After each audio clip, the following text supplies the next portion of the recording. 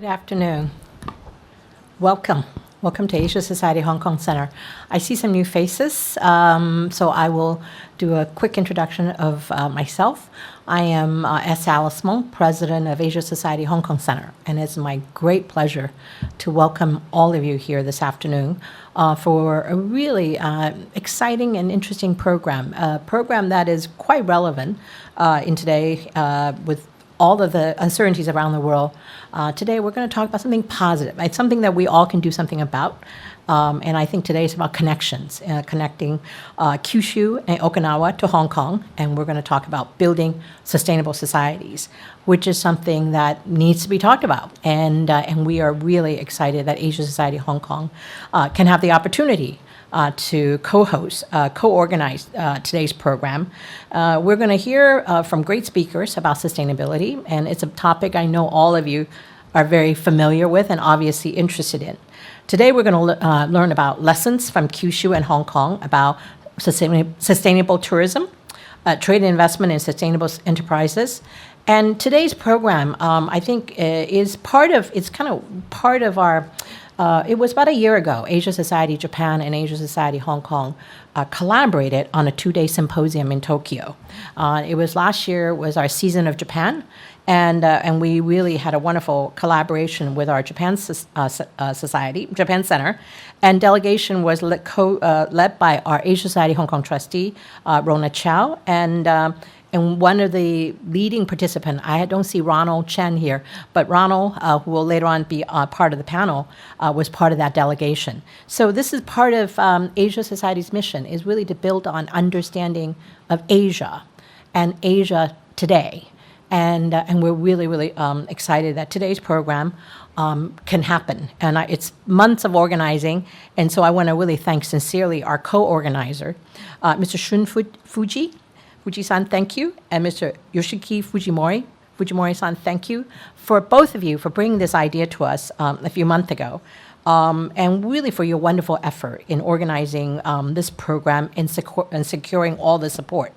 My heartfelt gratitude also goes to our longtime friends of, both of you are longtime friends of Asia Society Hong Kong, and also friends of Hong Kong. You guys have been staunch friends and a believer in Hong Kong.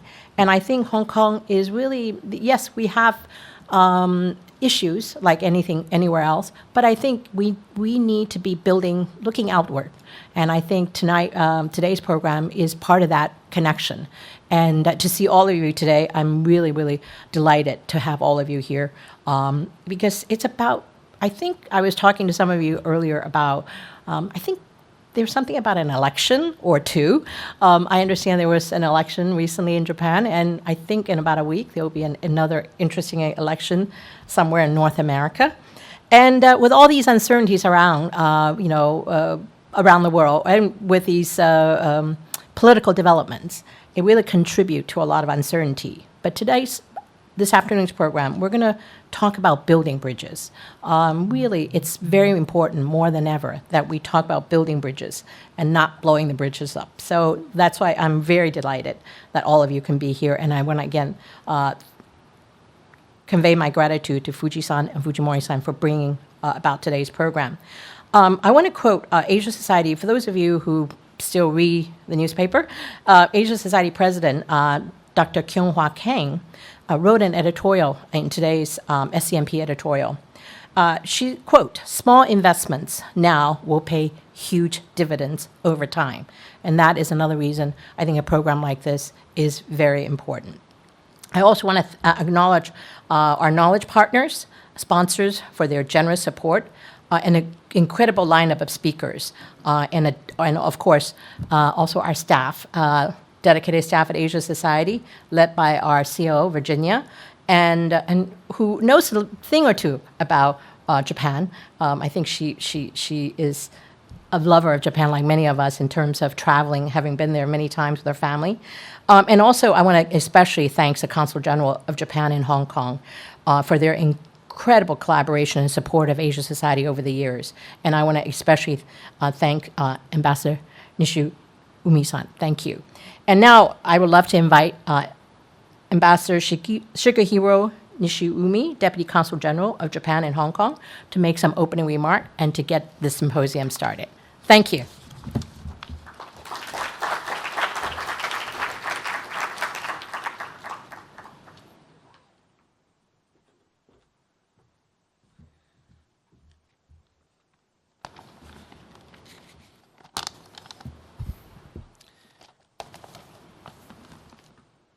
Miss Alice Mong, President of the Asia Society Hong Kong Center, and the distinguished guests, ladies and gentlemen, good afternoon.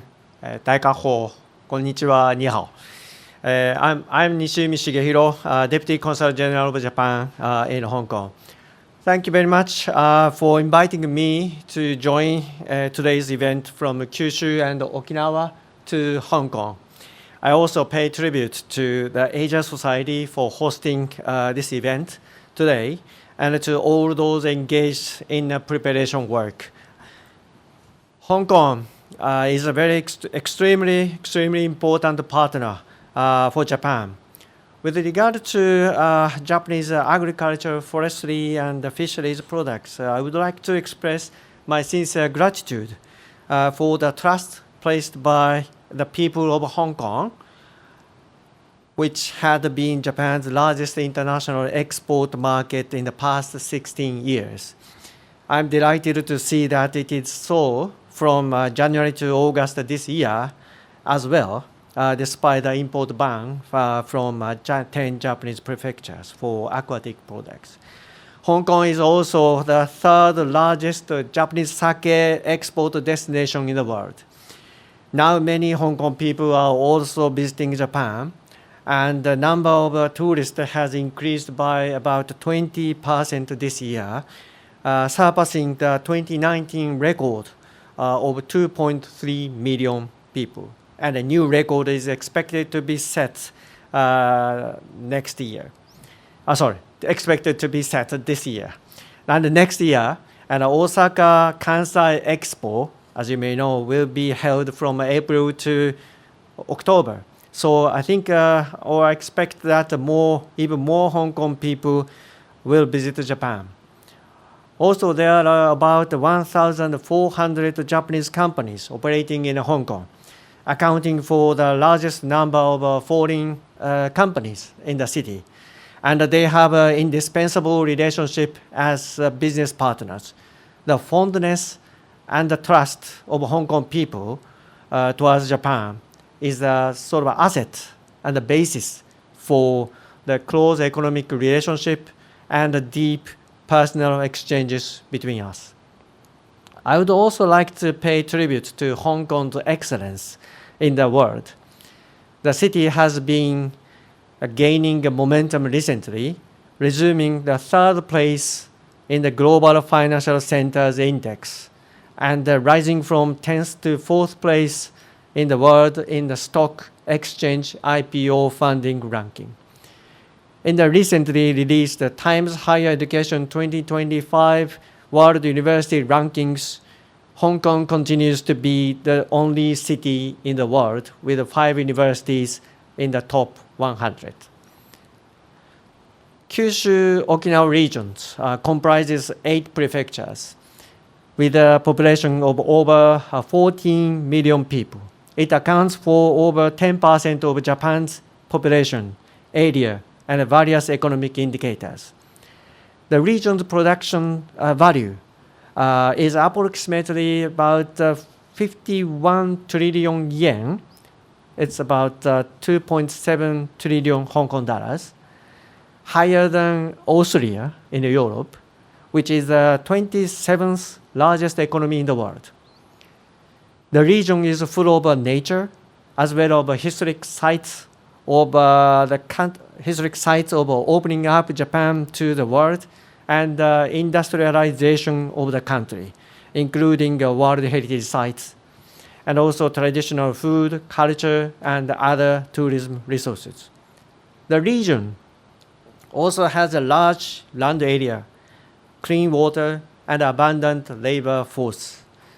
The main industries concentrated in the regions include semiconductors, automobiles, and agriculture and forestry and fisheries, while on the environmental side, they include recycling, renewable energies, biotechnology, medical equipment, and the cosmetic-related institutions. Also, there are also world-leading research institutions and globally active companies are being established.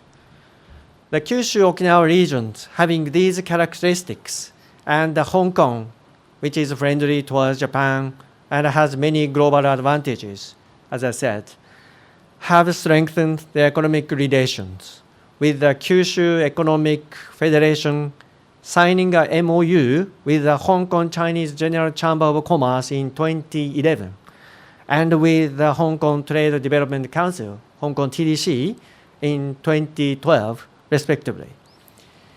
Moreover, the Kagoshima Hong Kong conference, which has been ongoing since 1980, is scheduled to be held next month.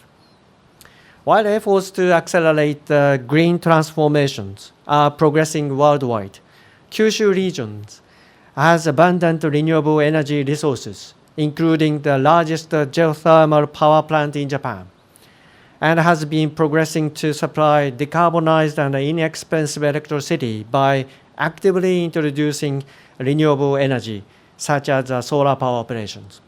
The region is actively engaged in the development of a semiconductor industry, including the establishment of TSMC's semiconductor plant in Kumamoto, which is crucial for the promotion of DX, digital transformations. And investment from overseas is being actively sought.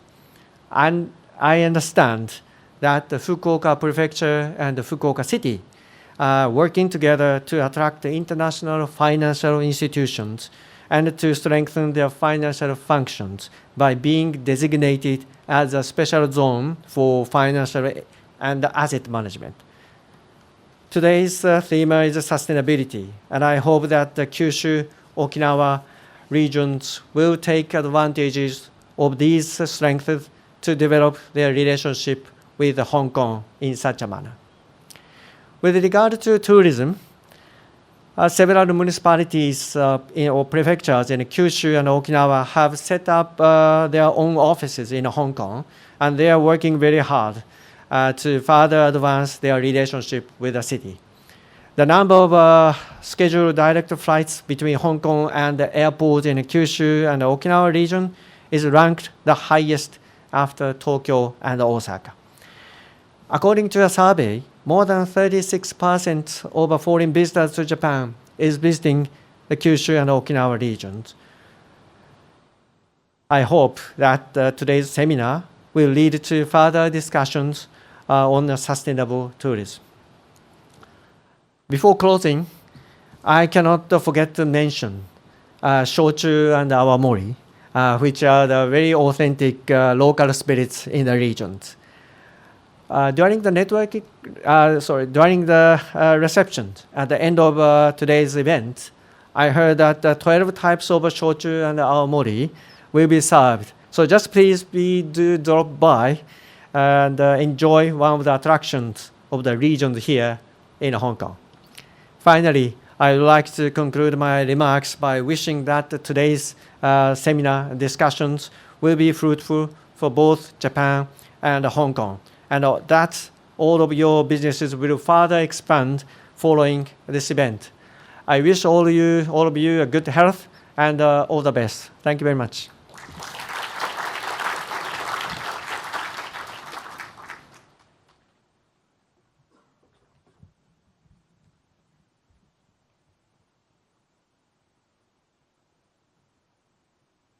Thank you very much, Ambassador. We'll begin the program on the transition to sustainability with our first keynote speaker, Professor Kazunari Sasaki. He is a Senior Vice President and Distinguished Professor of Kyushu University.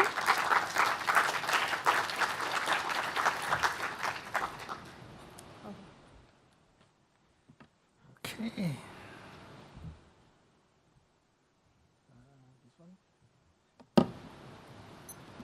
Okay, thank you very much for kind introduction. My ladies and gentlemen, my name is Sasaki from Kyushu University, Currently, I'm acting as a senior vice president of this university, mainly in charge of all the various type of collaborations. But also, I'm also still the distinguished professor, so I'm conducting many research projects and also supervising also students. Yeah, I'm very happy to give the talk here in this prestigious event, and that is my first visit to Hong Kong, and very happy to see what is going on in this area. Personally, I spent for 10 years in Europe, so my English is still with still strongly German accent and also Swiss accent, but I hope you can also understand what I'm also talking about. Kyushu University has now the largest university campus in this country, so we have enough spaces to build a new building and new facilities. Another advantage is that we have established research teams, for example, focusing for the hydrogen energy, but also other areas like green innovation and so on. Yeah, so we are actually very active in the area of the green innovation. And also I would like to also mention the latest news that even though there is uncertainties in Japanese government, but most of the, almost all parties are for the green innovation on the carbon neutrality. So even though we don't know who will be the prime minister in coming days, but I think we do not worry about such green innovation because all parties are actually for the carbon neutrality and also green innovation. Yeah, I'd like to mention that, we have started, next slide. Oops. Can I move to the next slide? Oh, yeah, this one. Yeah, there is certain delay. Yeah, we have started to use a huge amount of energy after the Industrial Revolution. Of course, started in UK, but followed by European countries. And the Kyushu area is the first place where we realized the importance of the Industrial Revolution. And that is the first place where the Industrial Revolution in Asian countries has been also started. Since then, we consumed a huge amount of energy resources, for example, for mobility, but also power generation. And that's the reason why we are facing the serious climate change problems. Yeah, Japan has also realized that the importance of such green innovation, and when the oil crisis almost 50 years ago became also serious, the Japanese government has decided to make this continuous investment for the green innovation and energy-related research. And one of the key technologies, of course, the fuel cell and hydrogen energy. So we are active since almost 50 years, research and development of the hydrogen fuel cell research. And that's the reason why we are still the leading country in this area. You can also see that, for example, the residential fuel cell has been already commercialized in 2009. So more than 400,000 units has been already sold and installed in the Japanese houses. And we can also buy the fuel cell cars by Toyota and also by, for example, the Honda. And this is also one of the leading areas where the Japanese company take a leadership in the green innovation. You can also see that there exist different types of the hydrogen-related technologies. For example, fuel cell cars is, of course, the very leading technologies. And actually, these three fuel cell cars is the Kyushu University official cars. That means if you come to Kyushu University, you can also compare the driving of these fuel cell cars. And that is a very unique place on the world. This fuel cell is also promising technologies because for the stationary applications. But currently, many research efforts are going on to realize the heavy-duty transportation application. Because, of course, you know that there are so many Tesla cars running in this area. So I think for passenger cars, and especially the light-duty vehicles, may be also covered by the battery-based technologies. But heavy-duty application like trucks and buses, for example, truck and buses could be covered by, for example, the hydrogen fuel cell technologies. There are also many research efforts going on to realize such heavy-duty application based on the hydrogen fuel cell technologies. Yeah. Of course, there are many national projects going on. So Japanese government spent so-called 2 trillion Japanese yen Green Innovation Fund. So now the various type of the green innovation effort are also going on toward social implementation by 2030. Yeah, I would like to mention that, transportation is the area where carbon neutrality is also very important.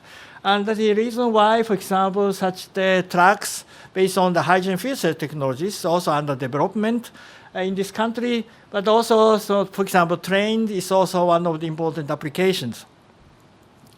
I would like to mention that Toyota has also started to commercialize a new type of crown, and Kyushu University has already ordered this crown, hybrid hydrogen-based crown. If you can visit Kyushu University in December or later, you can also actually enjoy the driving of the crown if you come to the Kyushu University. Yeah, I would like to mention that such the effort related to the hydrogen or decarbonized fuel in general is not limited in Japan. So many in countries such the hydrogen and related projects are ongoing. Especially you can also see in this IEA map that Europe is very active in this area. For example, there are many projects going on because Europe is facing, of course, the energy crisis due to the conflict with Russia. But also they are facing also energy-related problem, and they also take a leadership in growing recovery, for example. So Europe is taking also leadership, but the same is true in the United States. So, for example, almost 7 hydrogen hubs has been already selected, and a huge investment has been also already started. But I would like to also mention that other countries are also very active in this area, especially the China investing so much, installing, for example, electrolyzers, and also they are constructing a hydrogen infrastructure. And so China is very active in this area. But also countries like India, but also Australia and other countries, including the Near East countries, have also strong interest in the hydrogen or the decarbonized fuel technologies. Yeah, I would like to mention that even though the Japan is, of course, facing the serious competition against these countries, but we are the country with a solid roadmap and a strategy towards carbon neutrality by 2050. Yeah, I would like to mention that is a summary of the green growth strategy. Was compiled in the Japanese government, and you can also see that we are carrying both electricity sectors and non-electricity sectors. Because for power generation, of course, we want to increase the fraction of renewables. And we want to restart the nuclear power plant if the safety issue measure has been also be secured. But also we have to run the thermal power plant, managing the energy because renewables electricity is so unstable, for example. So we set also target in the national policy paper clearly that 1% of the power generation will be also covered by hydrogen or ammonia by 2030. It is also stated that almost 10% of such electricity may be also covered by the hydrogen and ammonia, and that is the reason why, so for example, the company has also a strong interest on making investment for the power generation sectors. But hydrogen has also advantages for, especially for industrial application, but also transportation. Especially some industry, for example, steel making and the chemical industry, are facing really the difficulties towards the carbon neutrality. And they need also so-called decarbonized fuel. And for example, like ammonia or the hydrogen could be the decarbonized fuel so that such area or the chemical industry or the steel making industry could realize also carbon neutrality. Same is true for transportation, and for example, heavy-duty application is a very attractive area where hydrogen can also make a good contribution. So it is not so easy to make such chicken egg problem, solve the chicken egg problem. So the Japanese government has started to discuss the whole policy package. So almost since 2.5 years ago, 2.5 years, the government has now the official subcommittee discussing the hydrogen policy. And actually, I'm acting as the chair of this policy, supervising the hydrogen policy on this country. And we are very happy that we have proposed the hydrogen law, the first hydrogen law in Japan, and that has been also approved in the May 17th. And I'm very happy to announce you that this law is in force from last Wednesday. So now we have the hydrogen law, so covering, and the whole package is now available in this country. And now is a good time for example, financial sector to consider the investment to Japan, because we have the regulation and also government support. It's a base fixed by the Japanese law. So I want to explain why the Kyushu is a very leading area related to the hydrogen. Because that is electricity generated in Kyushu area, and you can see that more than 20% is already covered by renewable electricity. Yeah, renewables. Yeah, and also almost 40% is covered by the nuclear power plant. That means 60% of this electricity is carbon neutral. That is very unique area because compared to the other area like Tokyo, if you buy the electricity and already 60% of electricity is carbon neutral. And that is the reason why, for example, the company like TSMC has also could start such factories, because they can also buy the green electricity in Kyushu area. Of course, we have to decarbonize the thermal power plant area, but we have of course, the hydrogen as an alternative fuel to the natural gas-based power plant. And even though it is criticized, but ammonia could be also substituted with the coal. So by increasing the fraction of ammonia up to 100%, then there is no coal power plant anymore. And these power plants become decarbonized power plant, thermal power plant. So both hydrogen and ammonia could also realize the carbon neutrality of the electricity sectors. Other important point is that we will also increase the fraction of renewable electricity. And so almost every day in Kyushu, daytime, we have the excess renewable electricity. This is almost free of charge. So using such excess electricity, renewables, we can also generate the hydrogen by the electrolyzer technologies.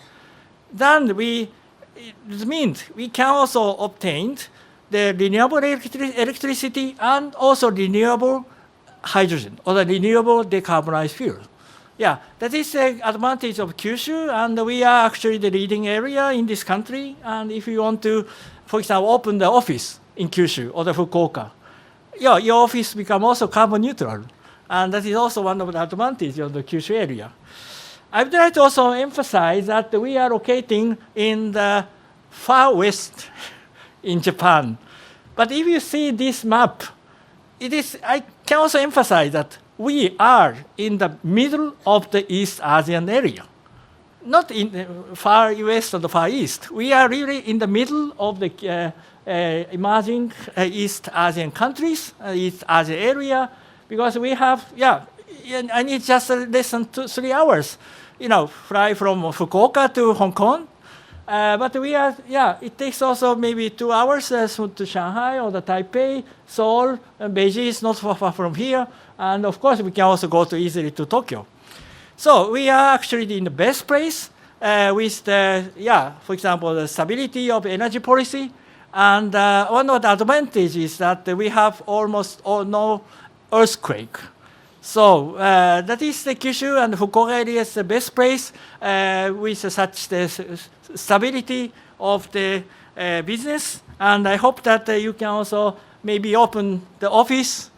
Small office is okay at the beginning, but Fukuoka is a nice area to start the new business. Maybe one is the semiconductor, other is green innovation, but other areas like sightseeing and food and many things, Kyushu could be also leading area in the East Asian countries. Yeah, I would like to say that, we have the largest university campus, so we can really simply build up, construct new facilities and building. Yeah, that cannot be happened in the University of Tokyo because they have no place within the Tokyo. But in Kyushu University, we have enough space for constructing building. So if you want to build your building with your name, so Kyushu University has space. And also in front of the Kyushu University, we have also space. So that is nice. I think Hong Kong has not enough space, but we have really nice space, enough space for your building to be constructed in the future. Yeah. I would like also mention that we are also changing, and now we are the team of the 250 professors, supervised by our university president. So 250 professors has interest or has research activities, somehow related to the carbon neutrality. That is now a big team. So if you want to know something about the carbon neutrality or the green innovation, please ask Kyushu University, and you can find easily the partner in the variety of research area. And that is also one of the advantages of these countries, this university. So that is my last slide. And just after we moved to the Ito campus, what we have to do at first is construct the hydrogen refueling station. So we have the hydrogen refueling station, that is the core infrastructure of the hydrogen energy, since 2005. And now if you visit Kyushu University, you can also see what could be the hydrogen society in the future. And we can also discuss the future carbon neutral society of the ASEAN. So please visit Kyushu University. You can enjoy the driving of the hydrogen vehicles. And we are very happy to discuss with you for the future of the ASEAN countries. Thank you very much for your kind introduction.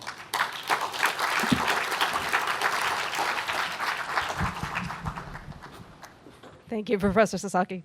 I'd like to invite panel one speakers to come to the stage. Panel one, again, will focus on the transition to sustainability and be led by Dr. Chao Ren, who is the Associate Professor and Associate Dean for Research in the Faculty of Architecture at the University of Hong Kong, as well as an Associate Dean of the HKU Jockey Club Enterprise Sustainability Global Research Institute. I'd like to invite all the speakers from panel one to go to the stage, please.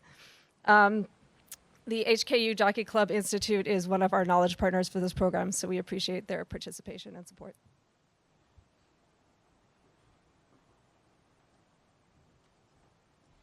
Thank you, Holly, for your introduction. Hello, everyone. My name is Chao Ren. It's really nice meeting all of you, and welcome to Hong Kong for the Japanese visitors. Today, for this session, we're talking about the transition to sustainability, lessons learned from the Kyushu and Hong Kong.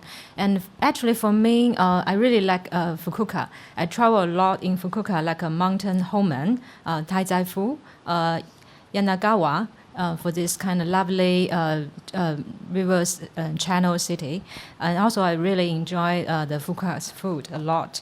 For our session, back to our session, we are happy to invite 4 speakers here from industry, from the university, and also from Hong Kong.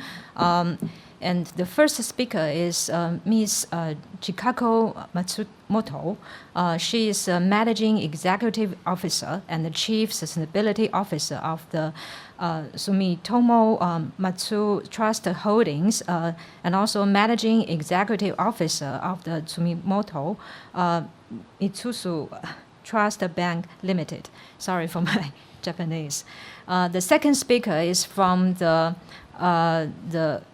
Amita Corporation, Ms. Kaori Tsuzuki. She's a representative director and CEO, Kodo Advisory Special Assistant to the CEO. And the third speaker is from the Kyushu University, Professor Suzuki Managi. And he is a distinguished professor, director of Urban Institute from the Kyushu University. And the last speaker is Ms. Grace Coy. She's the chairman and executive director, Allied Sustainability and Environmental Consultants Group Limited, AEC Group, and also the chief sustainability strategist, AEC Capital Limited companies. And welcome all four speakers. Without further ado, let us invite the first speaker, Ms. Matsumoto. Welcome. Thank you, everyone.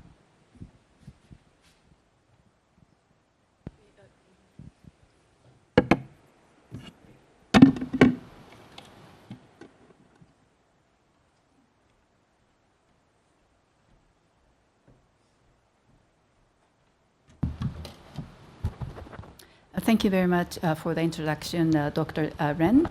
I'd like to talk today mostly about our learnings in Japan about the decarbonization, participating in the decarbonizing the industries and economy in Japan. And the reason why, although the title today is the transition to sustainability, and then our group has been working on not only the E out of the ESG, but then social and governance area, but then as a public sector actor in the space of the ESG, we see that this decarbonization will see really medium to long term lots of like an upside potentials, and then as a private sector, we see that we can really participate and then make a big contribution in this area. Therefore, we've been putting so much resources and then effort into the decarbonization business, especially toward our portfolio companies. And then I'd like to talk today from Sumitomo Mitsui Trust Bank because we, as a bank, we've been doing lots of work, together with the partnering with our portfolio companies. Most of them in the high emission industries.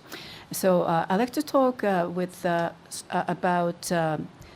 5 key areas of our learning. The key area, I'd like to just throw you keywords. The number 1 is really decarbonization through creating ecosystems. And the number 2 is policy making. Number 3 is education, especially education of consumers and the taxpayers. And the number 4 is finance, our main area. And the number 5 is the communities. So let me first talk about the creating strong ecosystems. Also, Ambassador Nishiumi and then also Professor Sasaki mentioned that decarbonization really encompass almost all the industries. So it really means that the ecosystem within the one ecosystem, even for Kyushu City, Kita Kyushu City, or some kind of industry, it would really in this ecosystem really encompasses many different industries, and then also it also involve the government, academias, industries, from large companies to startups, and then the financial sectors, and so on. So it is very important to really from the start to look at the whole value chain in the ecosystem, and then all the players which would be really playing important roles, not only at the at the beginning of the decarbonization, but all the way to the commercialization of the new technologies and then scaling up. So, for instance, let me talk a little bit about using the shipping industry, because shipping industry is very important for Hong Kong, and then also important industry number 3 or 4 in the Kyushu area. So for the shipping industry right now, the fuels are mostly oil, and then moving toward LNG. But then as a future fuels, there are 2 potentials. One is the green ammonia, and the other one is e-methanol. Japan and South Korea are really focusing on green ammonia. So let me talk about the ammonia's case. So ammonia as a green ammonia as a fuel is to be made from mixing the green hydrogen and nitrogen. And then green hydrogen, as we heard from Professor Sasaki, is produced by using renewable energy, power, water, and electrolyzers. So we need also manufacturers of the electrolyzer. We also need to involve in the power sector, and then also the producer of the fuel, green ammonia. And then coming down to the shipping industry, we have to have a new engine. Technically, I heard that engine for ammonia is already ready, but then also we have to also make sure that green ammonia to be used as a fuel of the ship, we have to have a kind of a very good sealing system and the storage within the ship, and then also. When the ship comes to the port, like Hong Kong, we have to make sure that actually ammonia is a very toxic gas. So when it leaks, people die. So when you come to the port, like Hong Kong, and then in the Kyushu, we have to make sure that there is a really good safety measures and then system in place, and then the safety standards have to be also there. So we need to work on those kind of soft area, policy-wise, and also advisory company to be involved. And then I think there are also some planning going on for ammonia bunkering. And then, what to do when also the ammonia leaks happens, what can we do, and then what would be a kind of a planning, to be built around. And then at the end, the user of the fuel is ship operators, and then they need to have also kind of then there, we have to have a kind of a price matching. So not only the government have to incentivize the supply side of the fuels, but also demand side of the fuel, meaning that's kind of if the price is too high at the beginning, nobody would buy. So what we are, I think, seeing happening is the more like a first mover coalition type of movement to really incentivize, even though the price is a little bit higher, they would be really a kind of first buyers, so that that would be a kind of a start of the commercialization. And at the end, consumers are really important. If we need to have consumers smart enough to be able to buy Nike shoes and IKEA furniture, even with a little bit premium, because they're going to be shipped by a green ammonia fueled ship, and then it's going to be more difficult, expensive. So I think we need to see all the way from the upstream of the value chain, downstream of the value chain, and then also ammonia to be commercialized. It would go through more like R&D, pilot phase, and then the commercialization. So policy and then the financial, funding provision need to be also considered, early stage pilot and then commercialization. So let me talk to policies. So in Japan, we have industry policies for the decarbonization, and coming also with the funding, as previous speakers talked. The government, Japanese government provisions in total about 130 billion US dollars worth of money to be deployed starting this year, to be deployed in the next 10 years for the decarbonizing economy in Japan. And then together with the estimated or expected private sector funding, about US dollar 1 trillion will be deployed to kickstart and then keep going the decarbonization effort in Japan. This amount is quite large for Japanese economy. It's the same size when, compared to the U.S. IRA funding, taking into account the size of the economy. That's a policy side. And then again, policy side, it is very important to not only stimulating the supply side, but also the demand side at the same time. And then that's what the government is planning to do for the demand side. The government is planning to provide the funding to fill the price gap, especially at the kind of commercialization stage of, let's say, ammonia or hydrogen and so on. And let me also quickly move to other areas. we also think that education of consumers and the taxpayers is very important because at the end of almost all the supply chain, we have consumers. So if consumers don't understand the values of green product and the services, and if they are not willing to pay for the premium at the beginning, we won't be able to get the decarbonization effort going. So it's very important to educate consumers and the taxpayers. And the taxpayers also, because public funding at the end of the day will be paid by taxpayers. So we need to have taxpayers and consumers to understand the values of green product or that kind of product also during the transition. And then, so that needs to be probably also, we private sector also make that effort too, but also a policy help for that education need probably be needed together with the academia's help.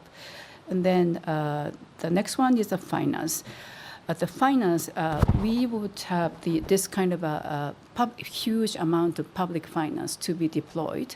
And then we are also discussing, for instance, like financial sector is discussing with the METI, Ministry for Industry, Trade and Economy, about how to really use this funding effectively together with the private sector coming, basically blend finance.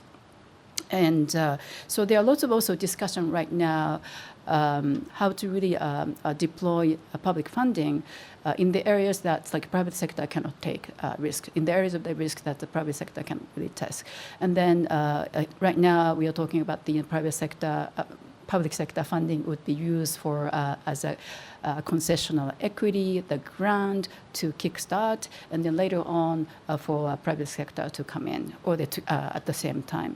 And then I just came back from Washington, D.C., and then right now lots of discussion going on for new financial schemes for a blended finance. For instance, private sector come in first for the project finance, because the early stage of the project would have lots of uncertainties and then high risks.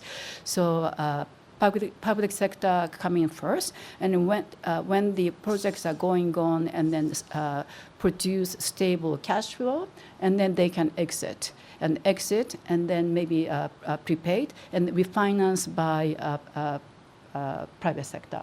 Or another way the discussion is that, again, public sector comes in first, and then when the different kind of projects really, some of the projects are really successful, those projects would be bundled together and securitized, and then distributed to different risk takers in the private sector.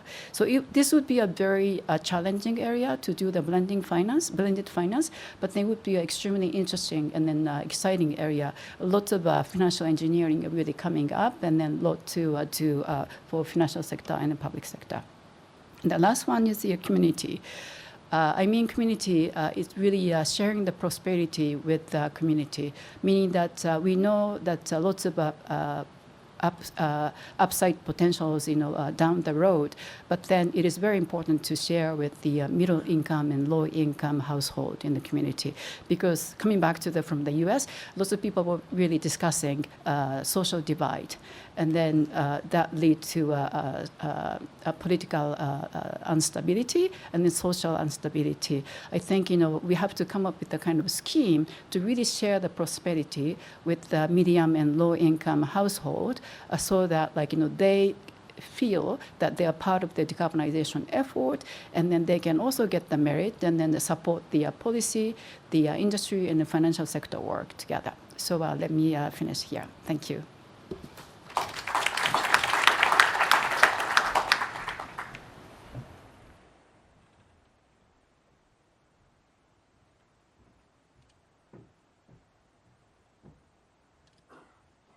Hi everyone, my name is Kaori Suzuki, and I'm coming from Amita Corporation, and also I'm a CEO of the Code Advisory. And let me start by what we do at all. I don't think many people knows about us here. And first of all, I'd like to address what kind of problems that we see in the society and what kind of society we would like to achieve through our business, because we believe that business is the key driver to the sustainable society. And as you can see that we have achieved economic growth, but through the material wealth and driven by the technological innovation, but it led to all sorts of social problems. As the other speakers have already addressed, that with the economic growth, especially maybe in Japan, we have somewhat like uncertainty of like the business, or uncertainty of sense of like lack of community, or like nervousness. And this has been a driver to change society through circularity since the beginning of our business in the 70s. And from this slide, let me try to introduce myself better. Okay, we as Amita, we've been growing our business through the circulation of natural resources, namely recycling. We have pride in ourselves that we are business leader in circular economy and also recycling in Japan. And ever since 1970s, actually, we seek the social problem and then changed into our business driver. For example, we started our business through recycling, and then because now it's all about sustainability, but especially in Japan, the business within environment has been changed from treatment of waste resources to how to handle it better with IT tech, or now taking it as ESG matter.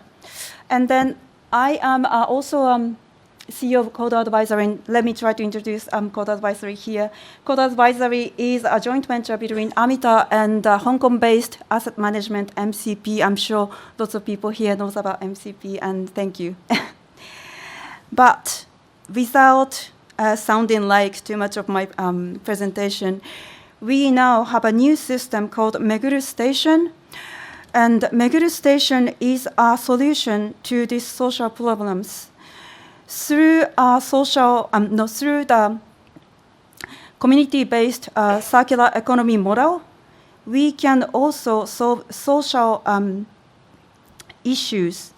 Because in Japan, there's been a growing problem that lots of elders will be alone in the house and becoming more lonely without having any communication with the outside society.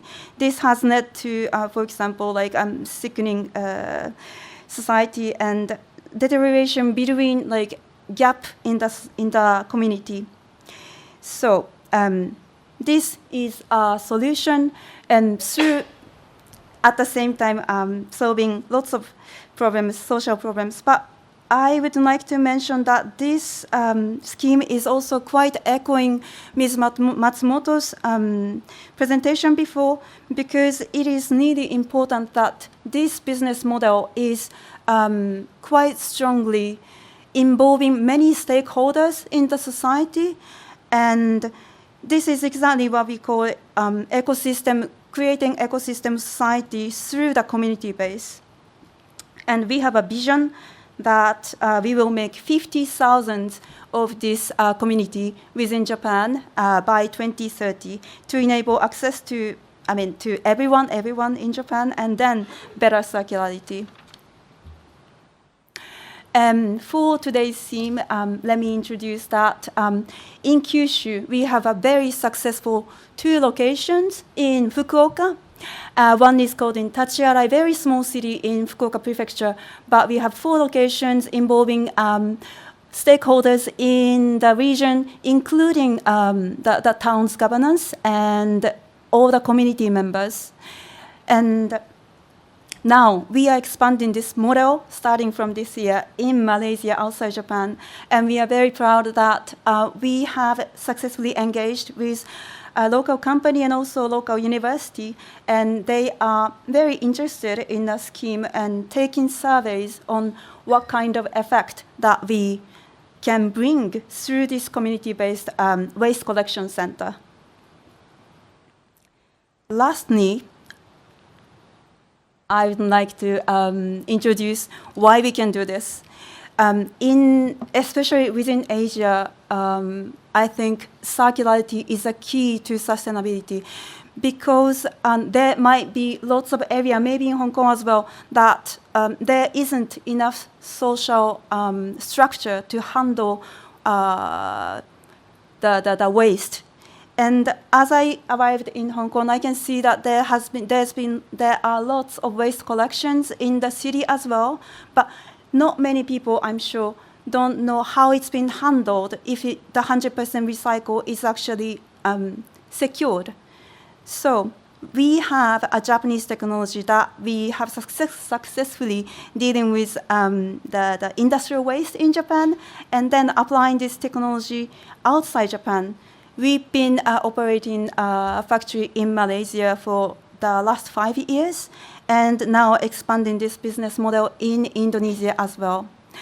And through this Japanese recycling technology in Kyushu to all the areas of Asia, I hope we can together make the circular better society together.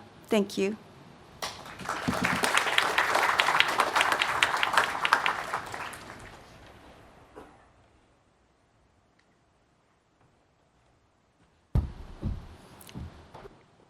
Thank you.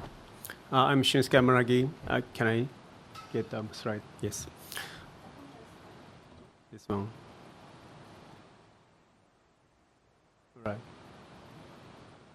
I'm the head of the United Nations report called the Inclusive Wealth Report. So this is a notion for promoting the idea beyond GDP. Beyond GDP has been the topic for 2 decades, but always in the end, we are not so sure whether we have enough information to judge how well the environment is preserved, such as climate change, biodiversity, ecosystem service, as well as the value for the oil and gas. Also, those kind of new metrics need to be judged together to the other notions, such as human capital or value of the peoples. Also, we are based on the growth of the economy. So the value for the infrastructure, such as GDP, are directly linked to the physical capitals. So physical capital and other 2 capital should be matched together in the same unit, such as Hong Kong dollar, Japanese yen. So these are the reports we have been publishing Keep Always. For example, last year, we published a report focusing on the environment. This year, actually this month, we published our UNESCO report for human capital based on the understanding about social emotional learning. So this is kind of the activity we work together to the international organization to understand what then should be added together. And what then is finance. Finance and industry, these are the 2 main actors, which is not linked together to the notion for international standardizations. Last year, we published our report for the intermediate SDG report. That's called the Global Sustainable Development Report. We have a section called the Beyond GDP.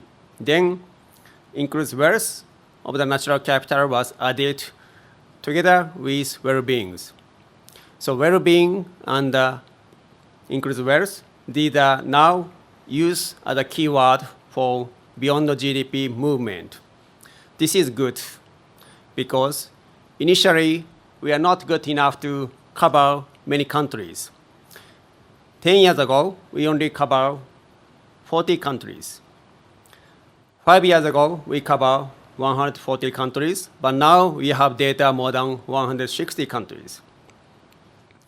Not just for the United Nations, we do work together to the G8, G20s group, sometimes writing as a think tank report to says we can have enough information to complement the GDP for new metrics to understand the green sustainabilities. So if some project is provided, we can judge how good it is from the standard from this includes where's. Also, the sustainable supply chain can be added together on these dimensions. So key question here is, suppose we have good carbon credit as a project. Voluntary carbon credit is a new movement under the UN and also private companies to promote so much of the money carried out. Recently, so many different researchers found that more than 90% of the credit was junk credit. Junk credit means two problems. One is actually they are not reducing the emissions. Another is causing different problem. Different problem means they are not just doing something good for the environment.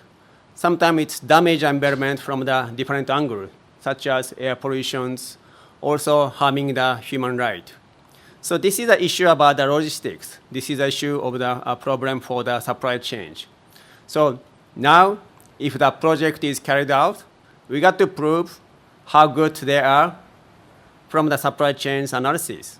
So we have the startup called the ISG, which is a mixture for the artificial intelligence with ESG, to judge how they are good, how they are bad, and which point they are good from the more than 3,000 indicators for the social metrics. So this is a world-based amount of the information provided in our metrics. We can do the analysis in many countries and also region and different part of the globe. So goodness is, we are not just reading the area for climate change. In the same time, we have to care about human rights, air pollutions, and contribution to the local economies, such as employment. So once someone has a questions, what shall we contribute? Not just for the climate change. People say, we don't know. We don't have information. Can we use that system to the different countries? Because if each times country use different evaluation model, that's not good. It's not working well. We need good standardizations, good global common metrics to work on it. Again, carbon project is a key question. Information can provide very good. For example, now generative AI provide many information as long as information is fully enough. We have the first time developer for the generative AI to carry out all kinds of the information for 60 languages, including Chinese and Thailand and many languages, not just for the English or Japanese. We can judge how well the company is performing well. Also, we can judge how the country or region is performing well. So we are welcoming additional work toward not only the United Nations relationship for the Hong Kong's includes wealth, also the attribution to the each company's contribution toward for that particular project on this amount. So what is good from our collaboration between the Kyushu and Hong Kong is good urbanizations and good rural locality. And people in Hong Kong, the age is so high so that people are healthy enough and well-being is high. This is same as Kyushu. South part of Japan is relatively higher in the well-being because of the temperature and sort of the cultural issues. And we are common in that sharing the urbanization and the locality, also providing the good metrics for the includes wealth, natural capital, which directly link to the supply chain-based ESG, will be connecting well to provide international standardization to get more finance into the new product, and we can prove how good they are from our new evaluations. So happy to talk later for collaborating on those aspects. Thank you very much.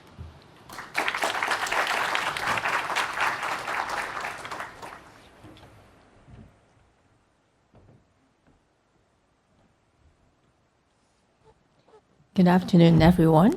My name is Grace Kwok. I'm from Hong Kong. I run a company called AEC Group. Maybe a very brief introduction of our company. Our consulting arm was established 30 years ago, and we focus on sustainability, environmental consultancy, green buildings, as well as ESG and green finance. So our group company is the first listed on Hong Kong Exchange. And we now still have a headquarters in Hong Kong, but have business operation in ASEAN countries like Malaysia, Indonesia, Thailand, Vietnam, Singapore, as well as Dubai in Middle East. In fact, I also have a business partner in Japan, and we're talking about collaboration. So hopefully we could work something out and give me more excuse to visit Japan more often. So the topic of this section is about transition to sustainability and lesson from Kyushu and Hong Kong.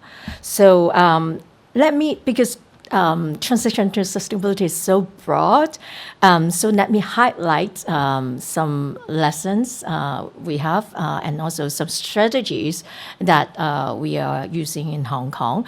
Firstly, some context about the environmental challenges we face in Hong Kong. In fact, Hong Kong, like other metropolitan city, we have a very bustling urban life, but we also face environmental challenges due to rapid urbanization. The city's high population density exerts immense pressure on land and water resources, and also creating air and noise pollution that may impact on the health and well-being of our citizens. So waste management issues are intensified as landfills in Hong Kong are approaching the capacity and stressing the need for waste reduction and recycling. And also, of course, like every other places, we are feeling the impacts of climate change. So the rising sea levels and extreme weather due to climate change threaten Hong Kong's coastal community. And as you can see at the chart on the left bottom, that is actually the number of hot days and hot nights we are experiencing. And you could see with the projection by the Hong Kong Observatory that we are going to have like more than half, almost half of hot days and hot nights over a year after 2050, that is after 2050. So in fact, the situation is quite serious. And also you could see some of this photo, some of this are taken after the typhoon and when we're having storm surge that affect our coastal residential development, as well as this one. This is a sport center near the waterfront that is flooded after the typhoon. So we need to accelerate, the speed of adaptation and enhancing climate resilience. And in fact, I try to highlight, our strategies under environmental, economic, and social. That are the three pillars of sustainable development. And we do have quite comprehensive environmental policies, which was launched under the leadership of KS here, our former Secretary for the Environment. So you could see at the top, we have comprehensive policy related to biodiversity, clean air, waste blueprints, and roadmap on electric vehicles, as well as, most importantly, the Climate Action Plan, which lay down very clear strategies for the city to achieve carbon neutrality by 2050. And these are the four strategies. Firstly, net zero electricity generation, and energy saving, and green buildings, and green transport, and waste reduction. In fact, in the Climate Action Plan, there are also some KPI that are set, which I know are going to be reviewed every 5 years. And with all these strategies and KPI clearly spelled out, the businesses can react. they can get prepared. Now, we know that we're going to increase our renewable energy to 15%. So businesses for renewable energy infrastructure, they could, plan the development or invest more in innovation and technology in order to meet those targets. And for energy saving and green building, which we work on a lot, we know that the target is to reduce the energy consumption for commercial building by 30 to 40% by 2050.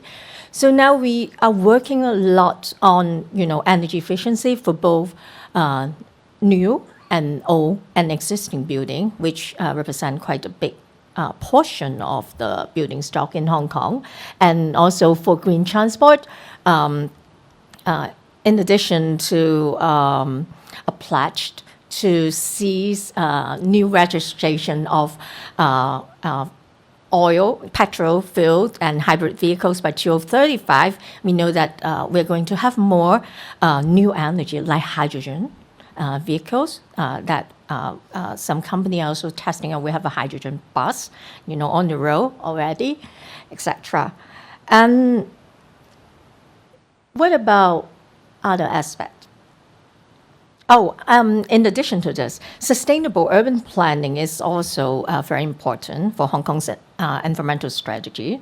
So we emphasize green spaces and biodiversity preservation in city planning. Now we are planning two very important huge development. One is the Northern Metropolis and also Lantau tomorrow. And for planning these two new development, in fact, there's quite a strong focus on how to achieve carbon neutral, how to enhance the green space and biodiversity, and how to use more renewable energy for this project. And for renewable energy project incentivized by feed-in tariff, it forms part of the city's energy transition strategy as well. Okay, so what is this very lovely picture? So I try to introduce social engagement that we have in Hong Kong for sustainability. In fact, this very lovely picture includes many, many projects funded by the Environment and Conservation Fund in the last 3 decades. The ECF funding funded more than 7,000 projects operated by NGOs, many different NGOs, who knows the communities, who can engage individuals more effectively. So some of these projects are shown, like in those small drawing, and they are very effective to engage the community. And this kind of public awareness campaigns also educate the citizens about sustainable practices, and recycling, energy conservation, and responsible consumption are central to this initiative. So, okay. So these are some of the real photo of those funded projects. So include education, include the recycling outlet. Now we have in every district, and people can bring in the recyclables, and of course conservation, coral inspection, and as well as school kitchens, so that the kids, they can learn more about how to reduce the food waste and also reduce the waste associated with those containers. And of course, this is a new, the no carbon campaign. So for the whole public, and this is our mascot, also originally developed by KS here. So the government is doing a lot together with the NGOs, or also through different education program. And these social strategies emphasize collective responsibility in environmental stewardship and engaging the public to foster a culture of sustainability in Hong Kong. So last but not least, about economic strategies for sustainability. Hong Kong has embraced green finance initiative to address environmental challenges. So we have green bonds and green loan funded projects, not just in Hong Kong, but also in the region. And from the charts, above, which is by CBI's study for 2023, you could see that, in fact, our green finance and sustainable finance reached new highs in 2023. I think there's an increase. I remember there's an increase of 236% in sustainable debt in 2023 comparing to 2022. And more than half of those sustainable debts are by non-government, by corporate, and by financial institution. And real estate is a major contributor to that as well. And in fact, Hong Kong is now within the top 10 of sustainable finance. And we are the first, in across Asia Pacific about accumulative government issue green bond as well. And moreover, what about businesses? So because of the mandatory ESG and climate disclosure, now local businesses are also adopting, sustainable practices to align profitability with sustainability. So this is like the timeline. Now our Hong Kong Exchange has committed to adopt full ISSB in 2024. Okay, so in conclusion, I think Hong Kong's journey to transit to sustainability could provide some valuable insights and also a good example for other cities facing similar environmental challenges. And listening to all the sharing from those speakers, I think we have a lot to exchange, to learn about, from each other about best practices and also to collectively scale our sustainability effort on a global scale. Thank you.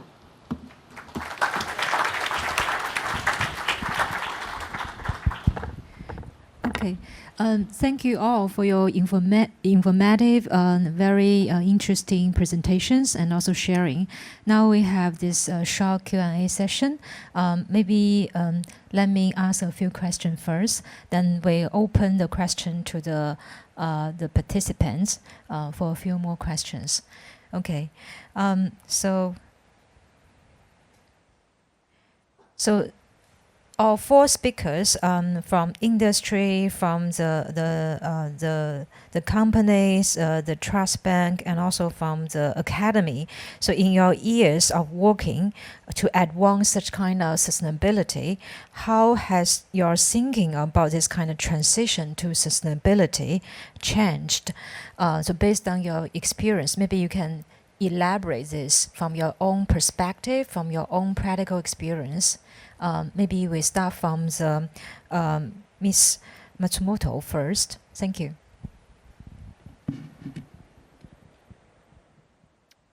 Thank you.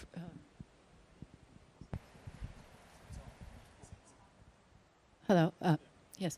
Thank you. A change. Actually, I have been involved in this sustainability business since 1994, so it's been a long journey. It's the change is really. I started this sustainability business when I started to work for the developmental finance, like at the World Bank and so on. Back then, sustainability is only for the public sector's work, and then right now, it is really expanding to including private sector, the academia, and then so many different areas. So basically, really, change is really to look at when I think of the sustainability, basically looking at a really wide range of participants, the players and so on. So how to really kind of involve players, actors, from different kind of industries and sectors and so on, is really important to achieve actually a long sustainable result. So maybe let me, yes. Thank you. Maybe Ms. Suzuki can also share your experience and your thoughts about this. Yes. Yes. it's a really difficult question, but I think at the same time, very good question, because we tend to address challenges rather than how we have changed, because it's full of challenges that we face in terms of sustainability. But what I can say is that I started this business in 2015, and ever since that echoes the year when the UN set Paris agreement. And ever since then, I can only see that the awareness from all sorts of sector is growing and growing. And even though we have many, many challenges, my boss, he's sitting there, he always tell me that we should be proud of ourselves, because we are growing the business out of hope to the future. And I'm very happy that together with everyone in this room, I think we can create better future for the future generation. And that's how I see this field. Thank you. Yeah, maybe Professor Manaki can also share your experience and also thoughts from academia perspective. 22 years ago, I was an assistant professor in the business school in the United States. I was doing the analytics for sustainability, and my colleague said, it's a good niche. Okay, that's a small portions. No one paid attention. We cannot make money. No business collaboration at all. All we talk is government papers. Even the UNEP, UN environment, they are very weak. They don't have any power, which is pretty bad. Also, when I was talking to the American Petroleum Institute, which is a lobbying group from the oil, I was considered to be the opponent. I thought we had a friend, but I was considered to be the opponent. But now we are friends. So because by doing the ESG, the company who is doing pretty good for the sustainability, they can increase our profit. The huge change in the business standard, because more regulation comes in, more reputation comes together. So it's a huge change under the business. Also, the government policy on public side change a lot. So a huge step forward, and even the climate change damage will be bigger and bigger over the time, which is more than expected the science thought.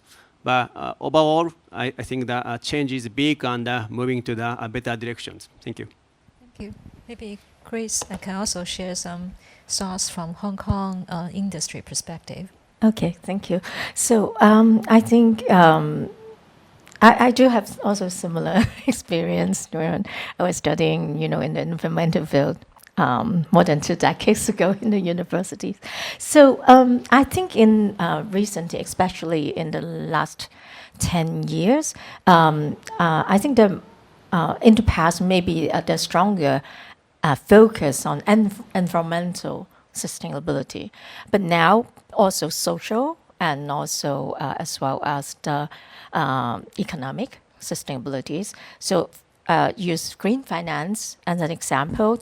It does help the company to see there's a business case for sustainability, and then it helped to accelerate the transition to a net zero economy. And for social sustainability, we're seeing also more community engagement. So not just a government or company level, but also down to individual level, how they could contribute to sustainability. And lastly, another change that I see, is that a huge demand, I would say, for innovation, right? Green technology. In fact, companies are investing more in the research and development of green technologies, different kind of innovation, because they know we need it in order to meet all the climate goals and the pledges by the government and the policies. Thank you. Thank you. Okay, actually, I would like to echo Professor Sasaki's point. Fukuoka located in the very center of Asia. Actually, Hong Kong is same. We also share very important this kind of geolocation. If you take a flight from Hong Kong, for 5 hours, you can reach the majority cities in Asia. If you take a 9 hours flight, basically you can cover this kind of 80% countries on Earth. So it's geolocation. I mean, the both Hong Kong and also Fukuoka, it's very important, share this kind of important location. So, and also Hong Kong and Fukuoka coastal cities, metropolitan cities, financial center. So what is the key lessons we can learn from each other? How can we to make a better this kind of environmental sound, sustainable community in future, given so many this kind of challenges, economic challenges, global warming, climate change. So maybe you can also share what is your vision and what is your lessons learned from your practice, from your past, and maybe you can share that with the audience. Yeah, maybe start from Ms. Matsumoto. Yeah. Thank you. Our company has been investing a lot in green technologies, and then because we think green technologies are key to decarbonize, especially like starting 2030 and then beyond. And when we think about that, and then when I have I participated in a conference in Asia, I usually say like 21st century is the century for Asia with regard to the energy. The Asia becomes the largest energy consumption region in the world. And then, Hong Kong, China, and then Japan, and then also Korea, the area where we have technologies, and then also where we have really highly educated people, and then a very sophisticated financial market. So we would have to really take a leadership in developing technologies, and also invest in technologies, and then from there, we need to do the technology transfer for the rest of the Asia. And then I think also we have also many emerging economies in Asia. So that would be a very important area to collaborate, I think, for the sake of the whole Asia. Thank you. Yeah. Maybe, yeah, please. I'll leave the details of the Kyushu collaboration to the expert of Managi-sensei. But as I was saying at my presentation, I think what's really important to drive sustainability is also the Ren-sensei's presentation as well, but how to move the society as a whole, in a sense that trying to shift the mindset of every stakeholder within the region, and then outreaching and then collaborate with other cities with how we call it, like making the best example. And then as from your presentation, it was clear that both Kyushu and Hong Kong is the key strategic area in the region. So maybe we can make this best model to expand it into like global sphere, and then make the better model everywhere together. Thank you. Yeah. In the part of the North Kyushu, I think this is a good area that Hong Kong Kyushu can do better, utilizing the finance and the science scheme developed in Hong Kong. Also tested in the region in the northern Kyushu, where many different type of the industry exists, such as Toyota, Nissan, TSMC. Those are the developer for creating the Lexus and some new product.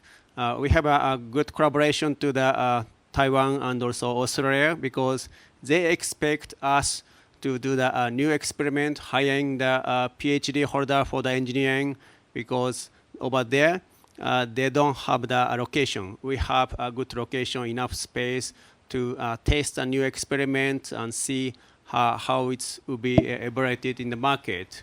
And those kind of experiment based on the finance scheme to the industry will be a good starting point. Thank you. Thank you. I think for Hong Kong, we are now still working very hard on our energy transition.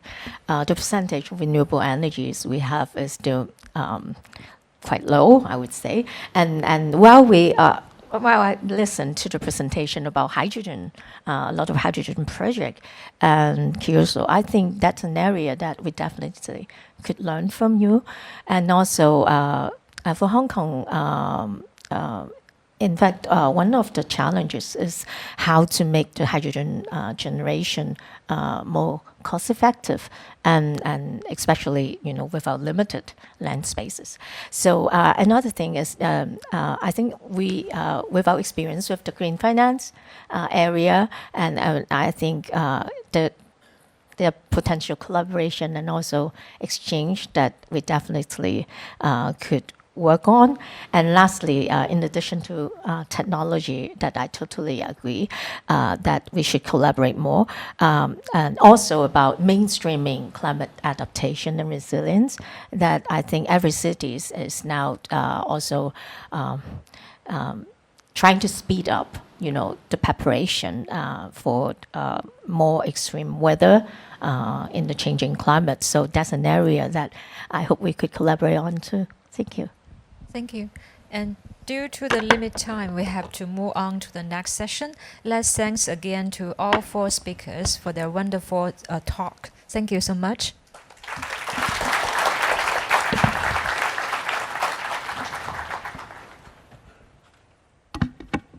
Yes, thank you to all of our speakers. That was excellent.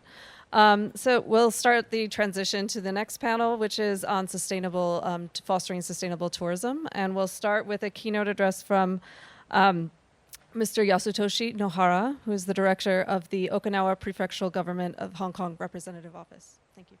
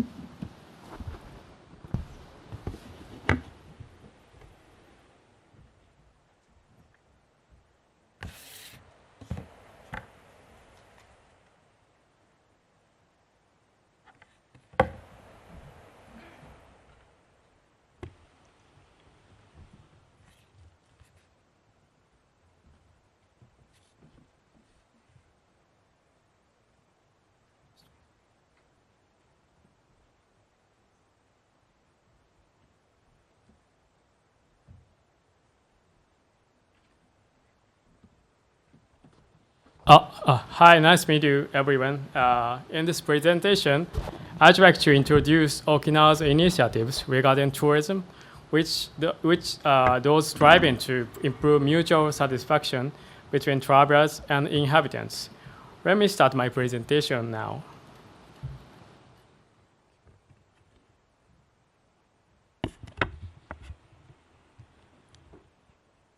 Okay. Okinawa is an international travel destination consisting of a group of islands located farther south of Kyushu, Japan.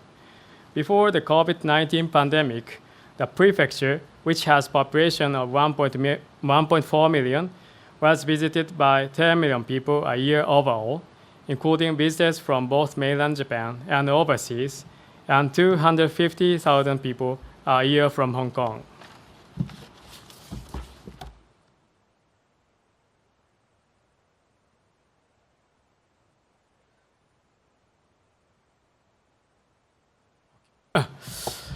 Today, the demand for tourism in Okinawa is rapidly recovering after the pandemic.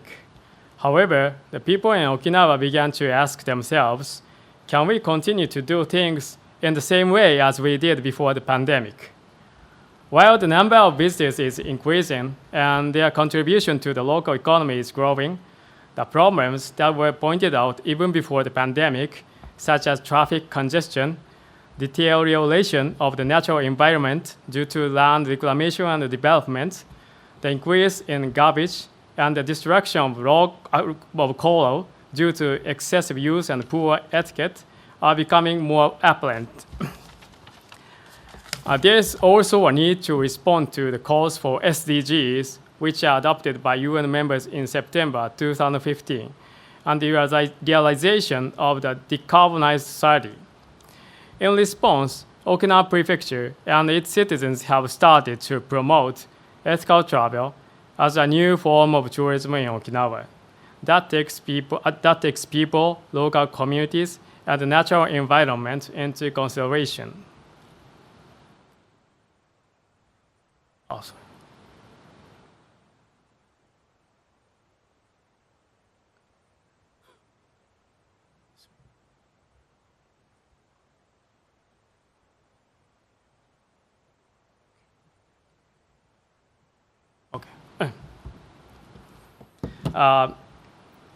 There is a concept called sustainable tourism. It can be described as an analytical approach that focuses on a system in which stakeholders cooperate together in order to achieve both the protection of tourism resources as well as the economic growth. It is about what is necessary for stakeholders to obtain long-lasting economic benefits. For example, it is explained as balancing both the protection of the natural environment and revitalization of the local economy, sustainable economic growth, and creating a system of cooperation between the business community and the local community, etc. In other words, the subject when describing sustainable tourism is often the entire tourism industry and the local community.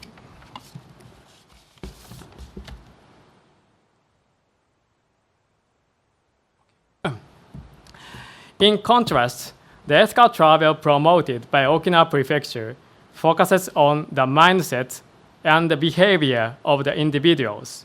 Keywords are respect, conservation, and ethical. The emphasis in ethical travel is not so much on long-lasting economic benefits, but on the value itself, which we hope to preserve for a long time to come. The aim is to change the behavior of travelers by giving each and every one of them the opportunity to experience a journey with the local community.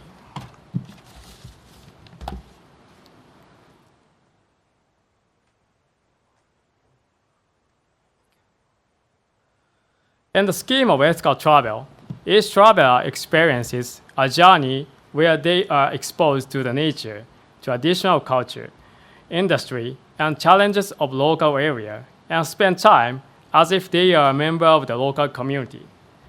In order to be immersed in the local community, they need to be ethical, which means to be respectful and considerate of the community. Through this journey with the local community, travelers will discover the Okinawa that they want to cherish, such as people, nature, traditions, culture, etc. And together with the host community, they will participate in getting deeply involved, experiencing the charms of the local area, and protecting the environment. As a result, each traveler deeply enjoys their journey while passing on Okinawa's asset to the next generation and contributing to the local community and its economic benefits.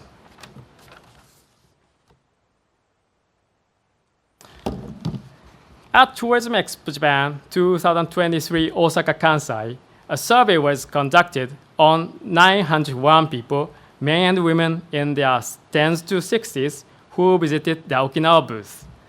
The results showed that many travelers were actually conscious of conservation for a wide range of aspects of their travel destination, not only for the natural environment, but also inhabitants and traditions of the area when traveling. Ethical travel aims to present ethical options that take into account local communities and the natural environment to each traveler who has such consciousness, and encourage them to choose their options themselves, thereby bringing sustainability to the system as a result. Okinawa Prefecture and the Okinawa Convention and Visitors Bureau, in collaboration with the Japan Ethical Initiative, have defined ethical travel Okinawa as sustainable tourism that fosters getting involved together, experiencing the charms of the local area together, and protecting the environment together, and have been working to promote the concept since 2021 fiscal year.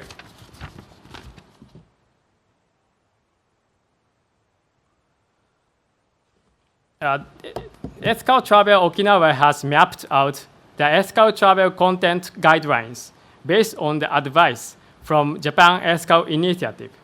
The 4 criteria for selecting contents are natural environment, human and animal life, local culture and tradition, and fairness and transparency.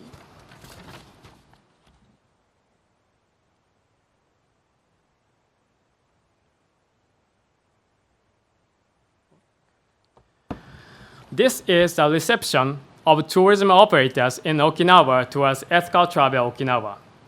In a survey conducted last year by OCBB, 50.9% of tourism operators indicated that they feel tourism impacts residents' lives, with particular concerns about traffic congestion, increase in noise and garbage, and negative impacts on the natural environment.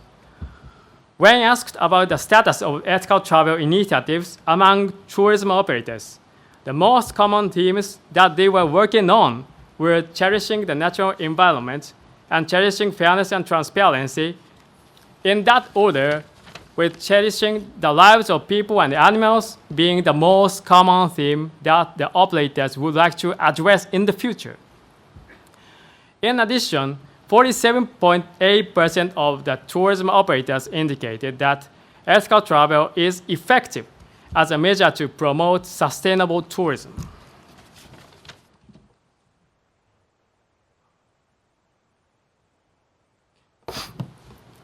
To promote ethical travel Okinawa, Okinawa Prefecture and OCBB are conducting promotional activities to encourage travelers to respect Okinawa's natural environment, traditions, and industries, and to improve mutual satisfaction between travelers and inhabitants. One of the participants of the trial tour said, "Before I joined the tour, I felt the pressure to do everything correctly if I wanted to be ethical. But when I actually did it, it was a lot of fun."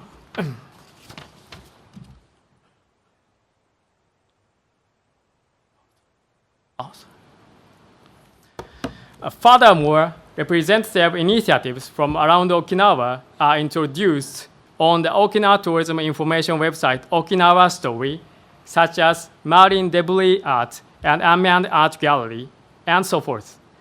So far, initiatives by 59 tourism operators that are considered ethical travel content have been introduced, and more will be added in the future due to the growing interest among Okinawa tourism operators.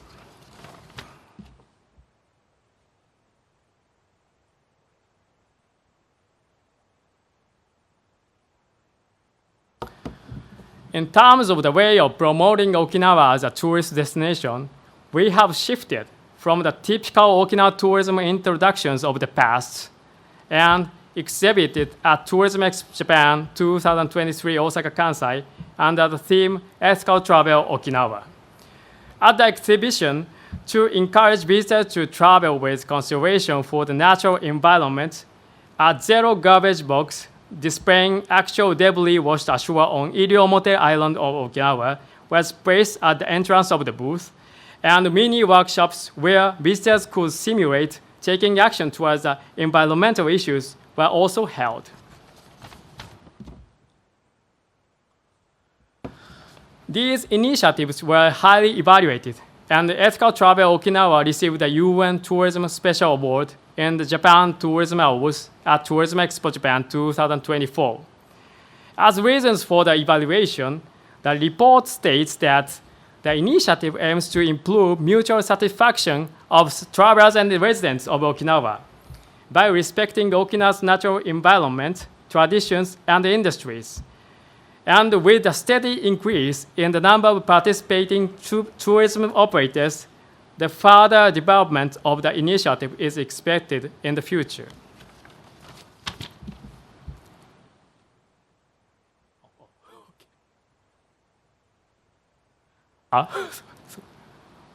Sorry.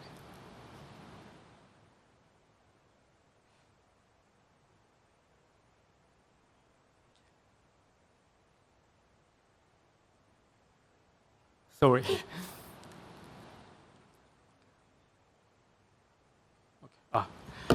Okinawa Prefecture will continue to promote ethical travel Okinawa, striving to become a global chosen tourist destination as a desirable place to live, visit, and force host communities to accept visitors.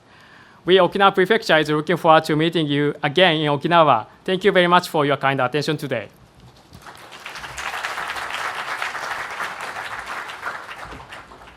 I'd like to invite all of the panel 2 speakers to come to the stage. And panel 2 will be moderated by Ms. Hiroko Nishikawa, the managing director and founder of Genesis Investment Group Limited, which specializes in business development, property management, human resources, and philanthropic initiatives. Thanks.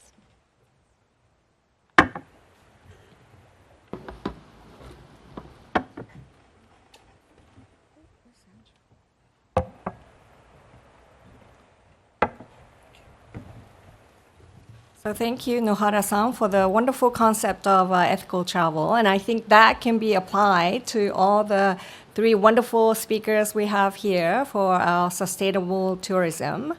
I'd like to introduce myself briefly. I've been living in Hong Kong for 25 years. I'm married to a wonderful Chinese husband, and I'm also learning about cooperation and community building between Japan and Hong Kong and China as a whole every day. And I think we are all here today for that reason. And we'd like to share building bridges all together.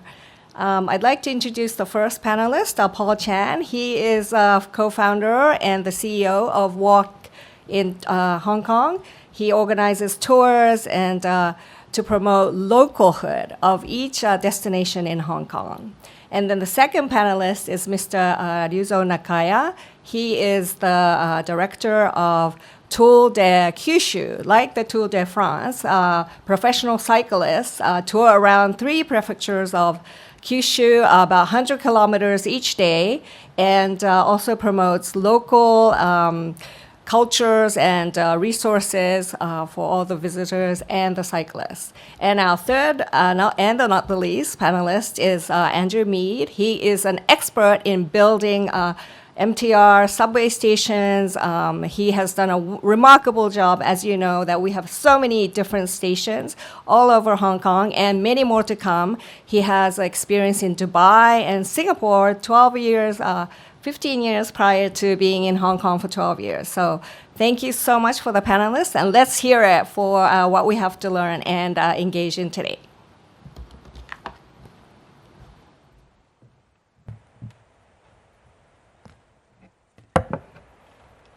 Hello, good afternoon, everyone. I'm Paul Chan, the co-founder of cultural enterprise called Walk in Hong Kong, in Hong Kong. And after hearing Nohara-san's presentation, and I really have the urge to buy a ticket to Okinawa immediately.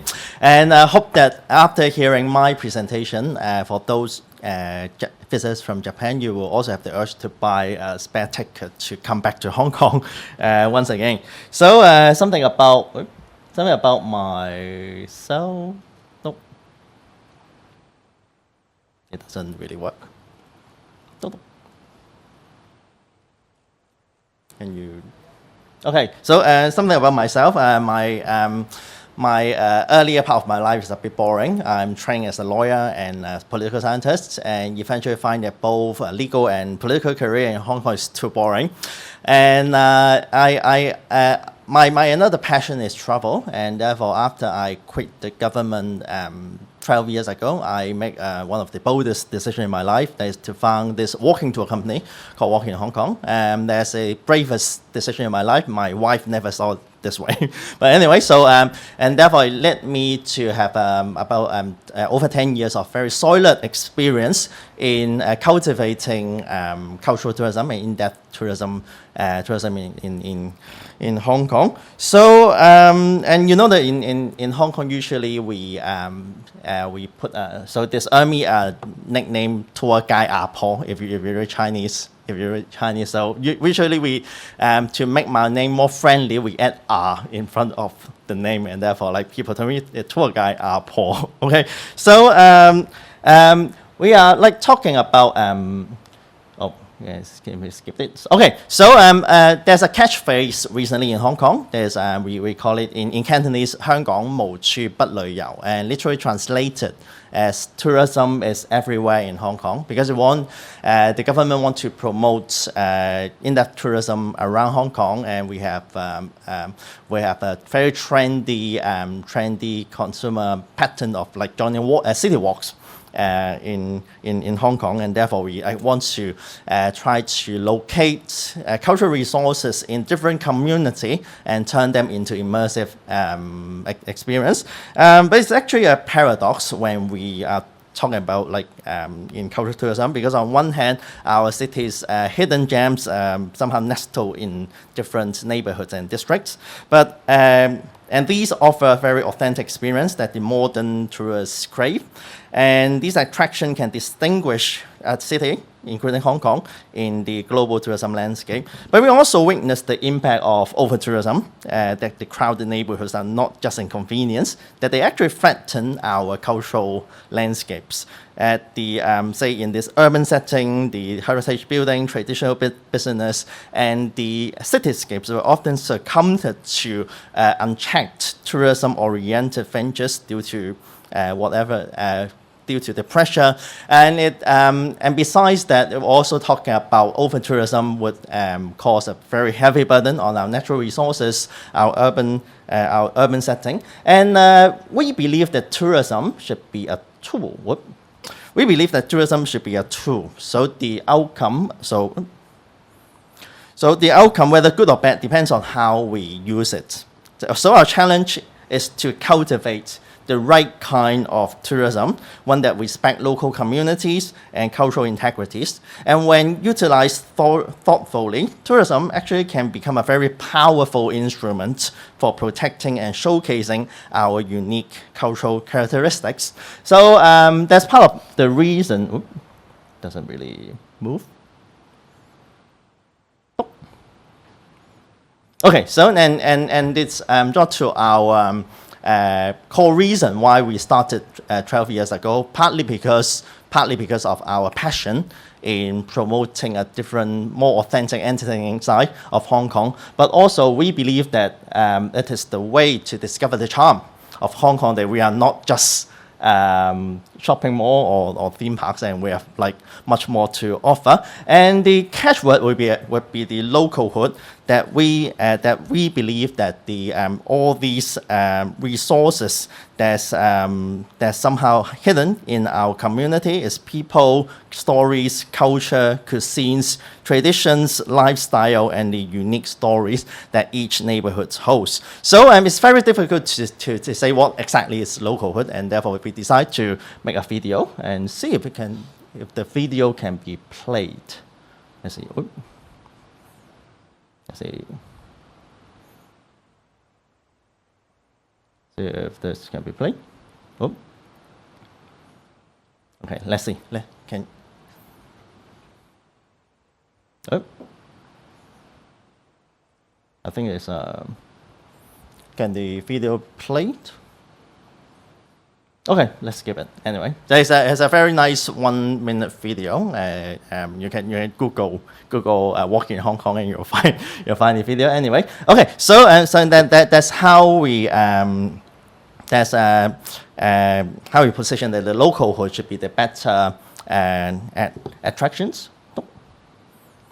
And especially when we are talking about in Hong Kong, that we somehow formulate a strategy of using mega events to gain tractions in our Hong Kong's tourism strategy. And like mega events to attract tourists is valid, but it's crucial also to somehow leverage on our localhood as another powerful draw, because like doesn't really work so well.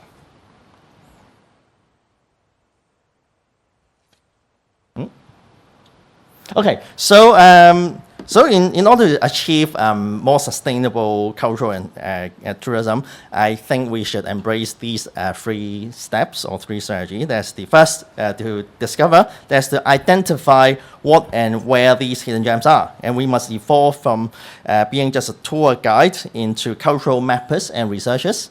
And secondly, we must protect. We should be a very active advocate for preservation and not just passive observers, and to see those very lovely localhood vanish and disappeared from the scene. And also we need to innovate, that we need to ensure that our cultural assets remain vibrant, and we use very innovative way to get them connected, to make it relevant and make it vibrant in nowadays, and also include curation, storytellings, and also responsible way of revenue generation.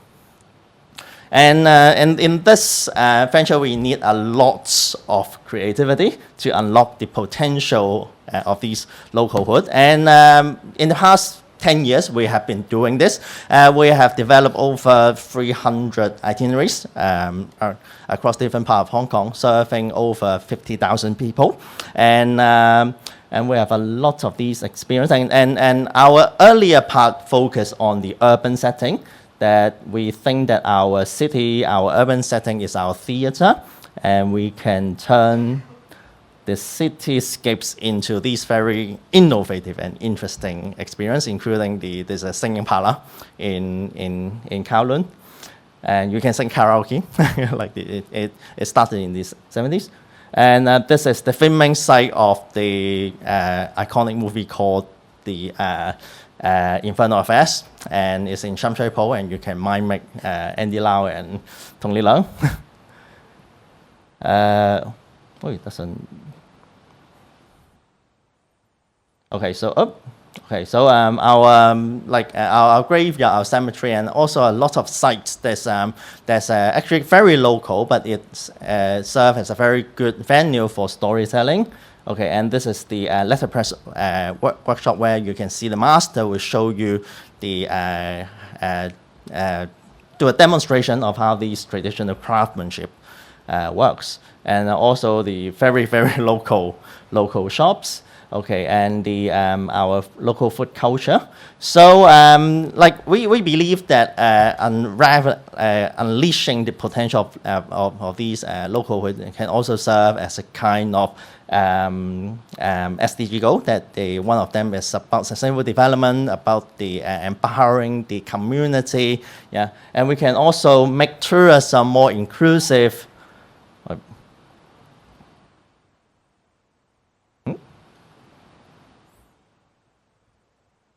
Yeah, make it more inclusive, and we can serve a lot of different groups that they also deserve the chance to explore our city. Say the wheelchair users, visually impaired, and we can inculcate these experience. So these are the more setting. But in the past 3 to 4 years, we have been going to the countryside in Hong Kong, which I really recommend. If you haven't had the chance to visit our countryside, definitely spend some time next time to visit. Especially we are thinking of using tourism as a strategy. Welcome to Hong Kong. Oh, the video works. Anyway, okay. It's very eerie. Okay, so especially when we are thinking of using the sustainable tourism as a tool to revitalize our countryside, that we have over 600 village in Hong Kong, that quite many of them got abandoned because during the 70s and 80s we have an exodus of villages to the urban area and also to migrate to overseas country, and therefore we have all these villages being somehow obsolete. You have all the broken houses, but the natural environment is very good, and we also got a wave of people coming. We also got a wave of people coming back, like in the past 10 years, to try to see if they can somehow relive in these villages. It's a lot of challenge, and we believe that sustainable tourism should be one of the very key puzzle in this countryside revitalization strategy. So we start to think, okay, how we can do it, and we come to a very innovative first attempt. That is, we try to combine movie with the tourism. Oh, it doesn't work. Okay. So this is a movie which you can watch in Disney Plus now, and so it's called Far Far Away. Anyone ever watched this movie? Okay.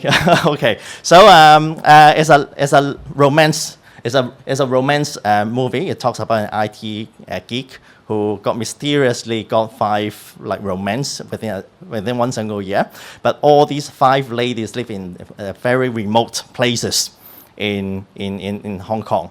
And these 5 places are most of them in our countryside, and that's the place that we want to promote tourism. So you see our logo because we are one of the investor of the movie. And in Hong Kong, investing in movie do not bring you any benefits. Most of the time you got total loss. Yeah, but the only benefit you get is you can get a cameo appearance in the movie. Yeah, so I was a restaurant manager, and I also got 2 lines of prose which I deliver flawlessly in here.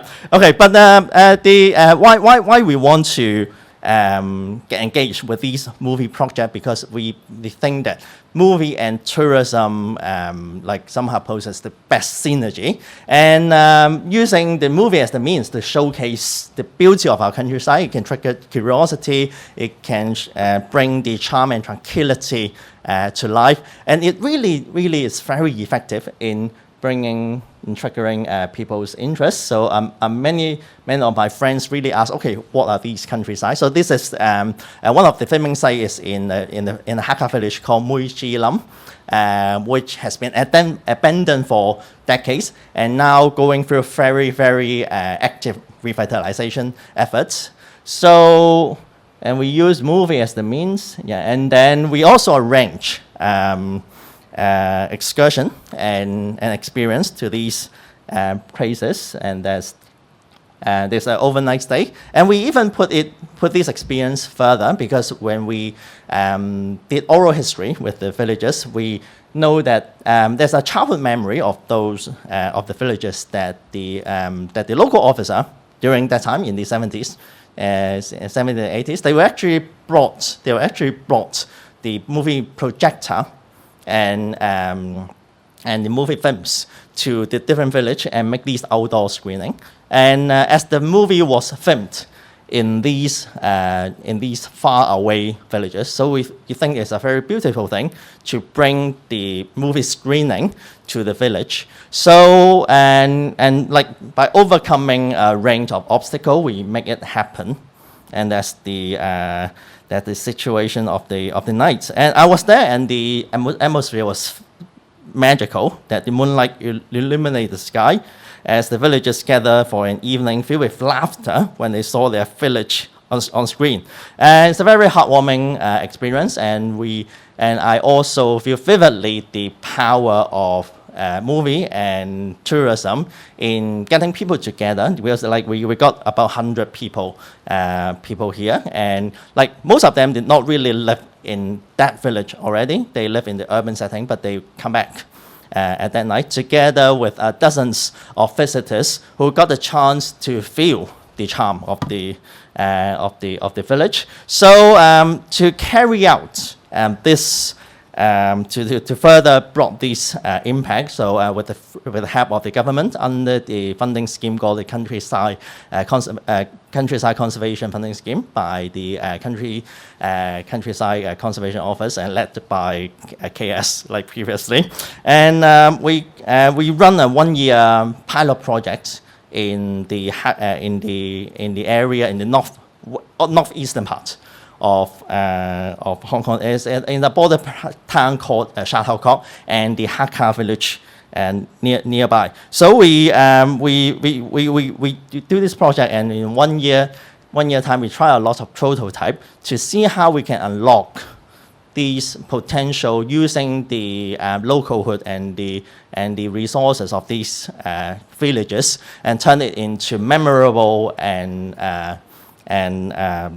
immersive tourism experience that's attractive, that's competitive, and that can be run for a longer time. So we believe in a few values and talk about values about ethical, responsible travel. We believe in co-create, that's the actively engage with local stakeholders for respectful collaboration.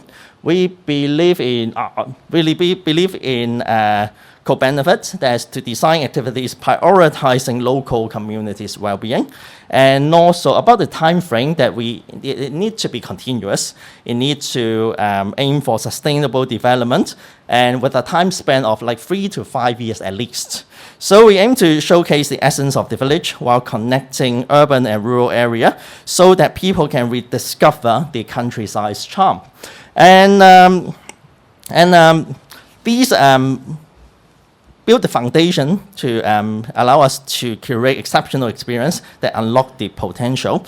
For instance, we leverage on the local rituals and festivities, and like the Lunar New Year's and a lot of religious celebrations. So in these, for instance, we joined the very delicious local feast. And able to get a chance to really get in touch with the local celebration.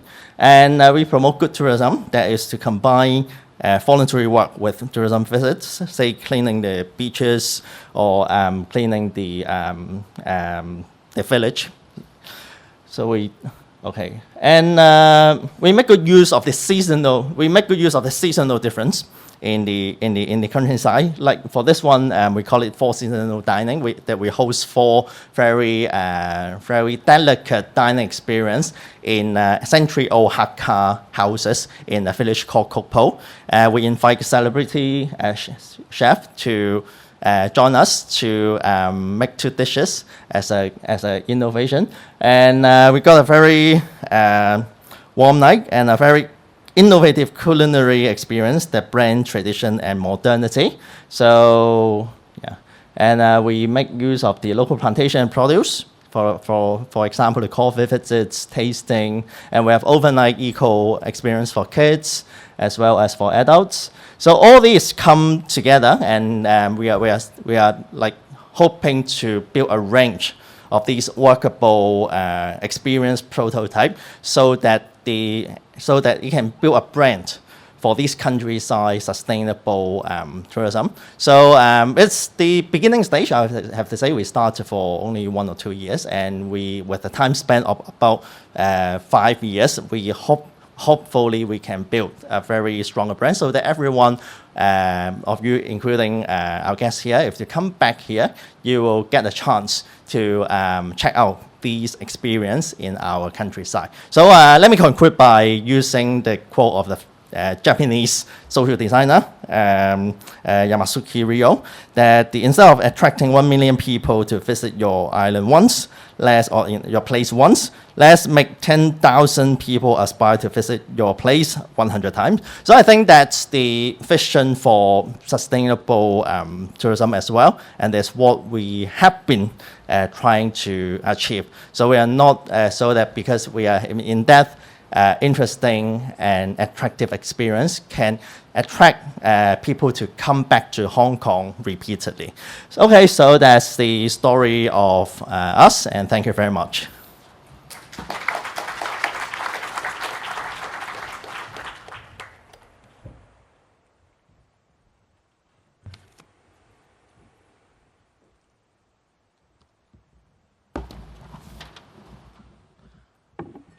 Hello, everybody. I'm Ryuzo Nakaya from belonging to Fukuoka Prefectural Government, and I'm now the event director for the Kyushu, which started last year. And we had the second race just 2 weeks ago.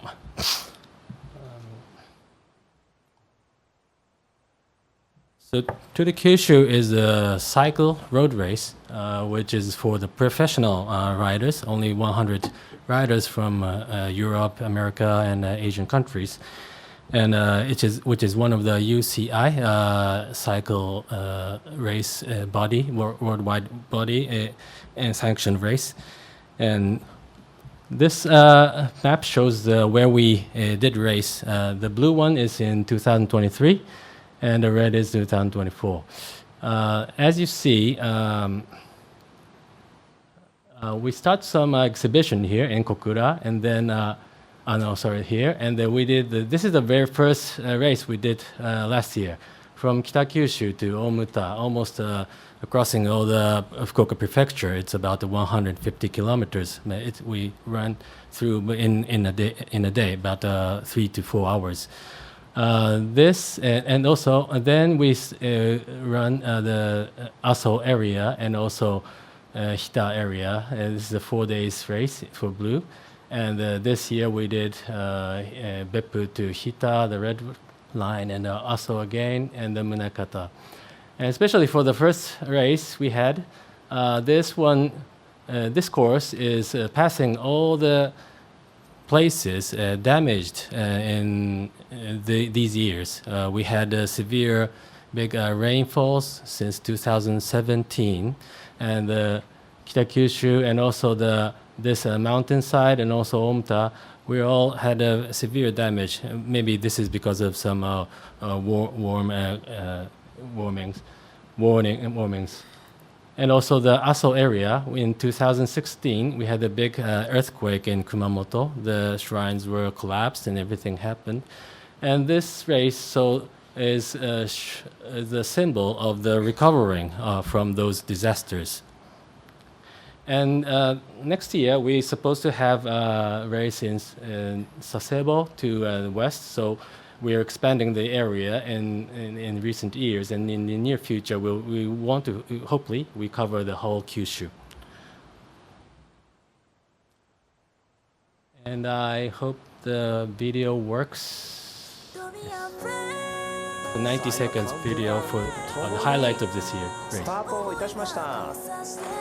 そして早速水色のジャージがどうでしょう、タイムギャップは。そうですね、今まで今日のレースの中で一番タイムギャップや、そして緑が綺麗ですね。いけるんじゃないかという。そうですね、メイン集団がやや牽制気味ですよね。誰も結構な距離逃げてるんじゃないですか。最終的に逃げたらそれこそ入って小石スパート。小石行きましたよ。小石行きました。いや、いいです。さあ、ここで小石が捕まった。いや、いい逃げでした。この最後の登りに向けて残り150を通過。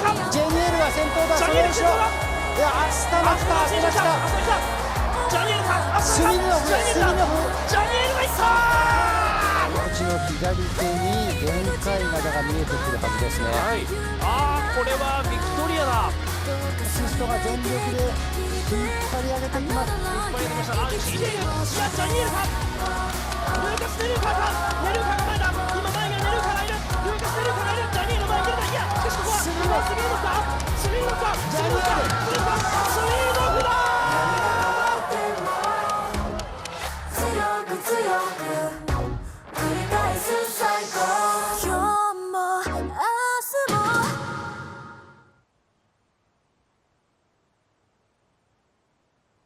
So, as you see, it is a sports event, but we also promote, introduce the beauty of the nature and the places, so promote the tourism.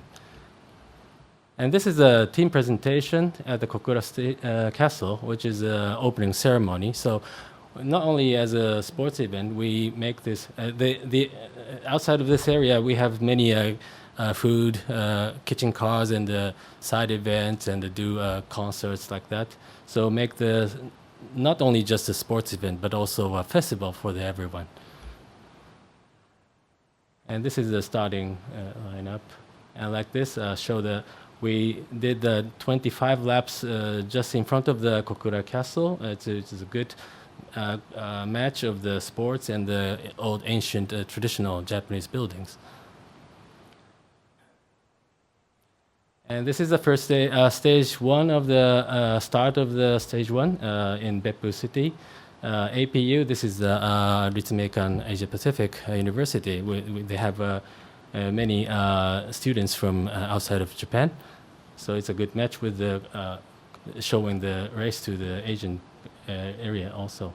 And you see the center of he's the chairman of the Kyushu Federal Economic Federation, and Oita Prefecture Governor and the Japan Cycle Federation chairperson is there. So we have a strong, big body to host this race. And you see the Beppu's beautiful sea, like that. And this is Chojabaru, passing from Beppu to Yufuin, the very famous spa area. And then this is another nice place to climb the mountains. And this is the finish of the race. And this is the second race. We passed the Aso area, which is a very beautiful place for the grass field. And this is Hakoishi, like European Alps. We have a good mountain there. And this is the third day. We had the first time running through the seaside. And like this. And we finished at the one of the World Heritage Site in Munakata. So Munakata Taisha is the finish line, which is one of the World Cultural Heritage, including the treasure island called Okinoshima, maybe you may know, which is located just in the midst of the Korea and the Japan Sea.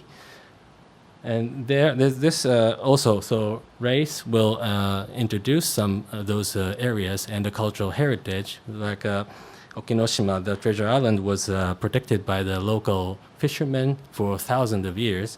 There we found a lot of treasure there. And by the system of building the Shinto shrine, Munakata Taisha, one of the island is one of part of that. The treasures were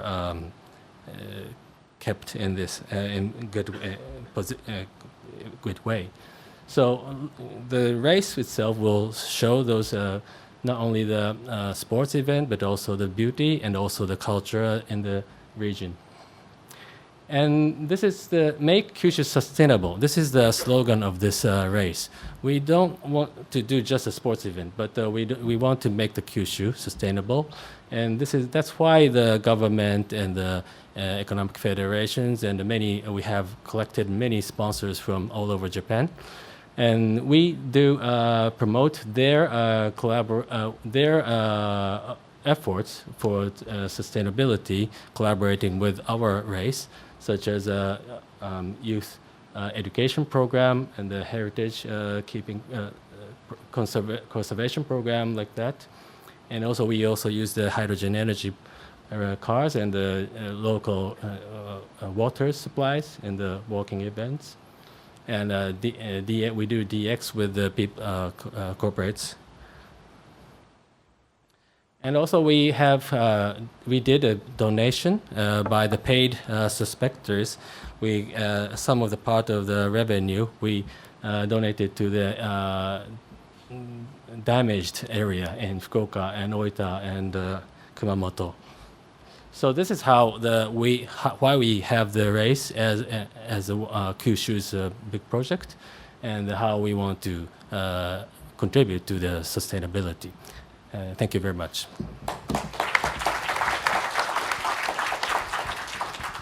Thank you very much, Nakaya-san. And here up next is Mr. Andrew Mead, Head of Architecture for MTR Corporation.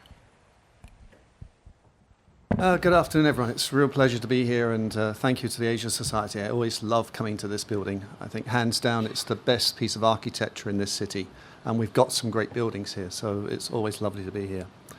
I wanted to talk to you today about a few things about MTR. and how we go about integrating art into our stations. Sorry, this through here. So Hong Kong, when you see it as an urban environment, it's not straight away the sort of place that you'd think is a great transit city. It's got lots of islands, and in between those islands are a lot of hills.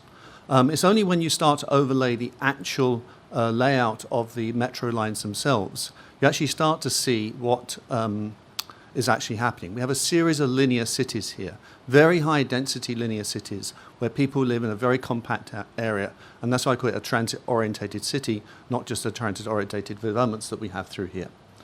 Now, the MTR that we have today comprises about 99 stations in total, and it's a really interesting mix because they cover all aspects of Hong Kong.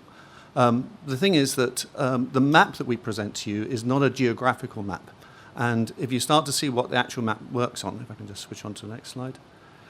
This little, it's disappeared, jumped too fast. Sorry, I'm going to go back a bit. Let's take me back.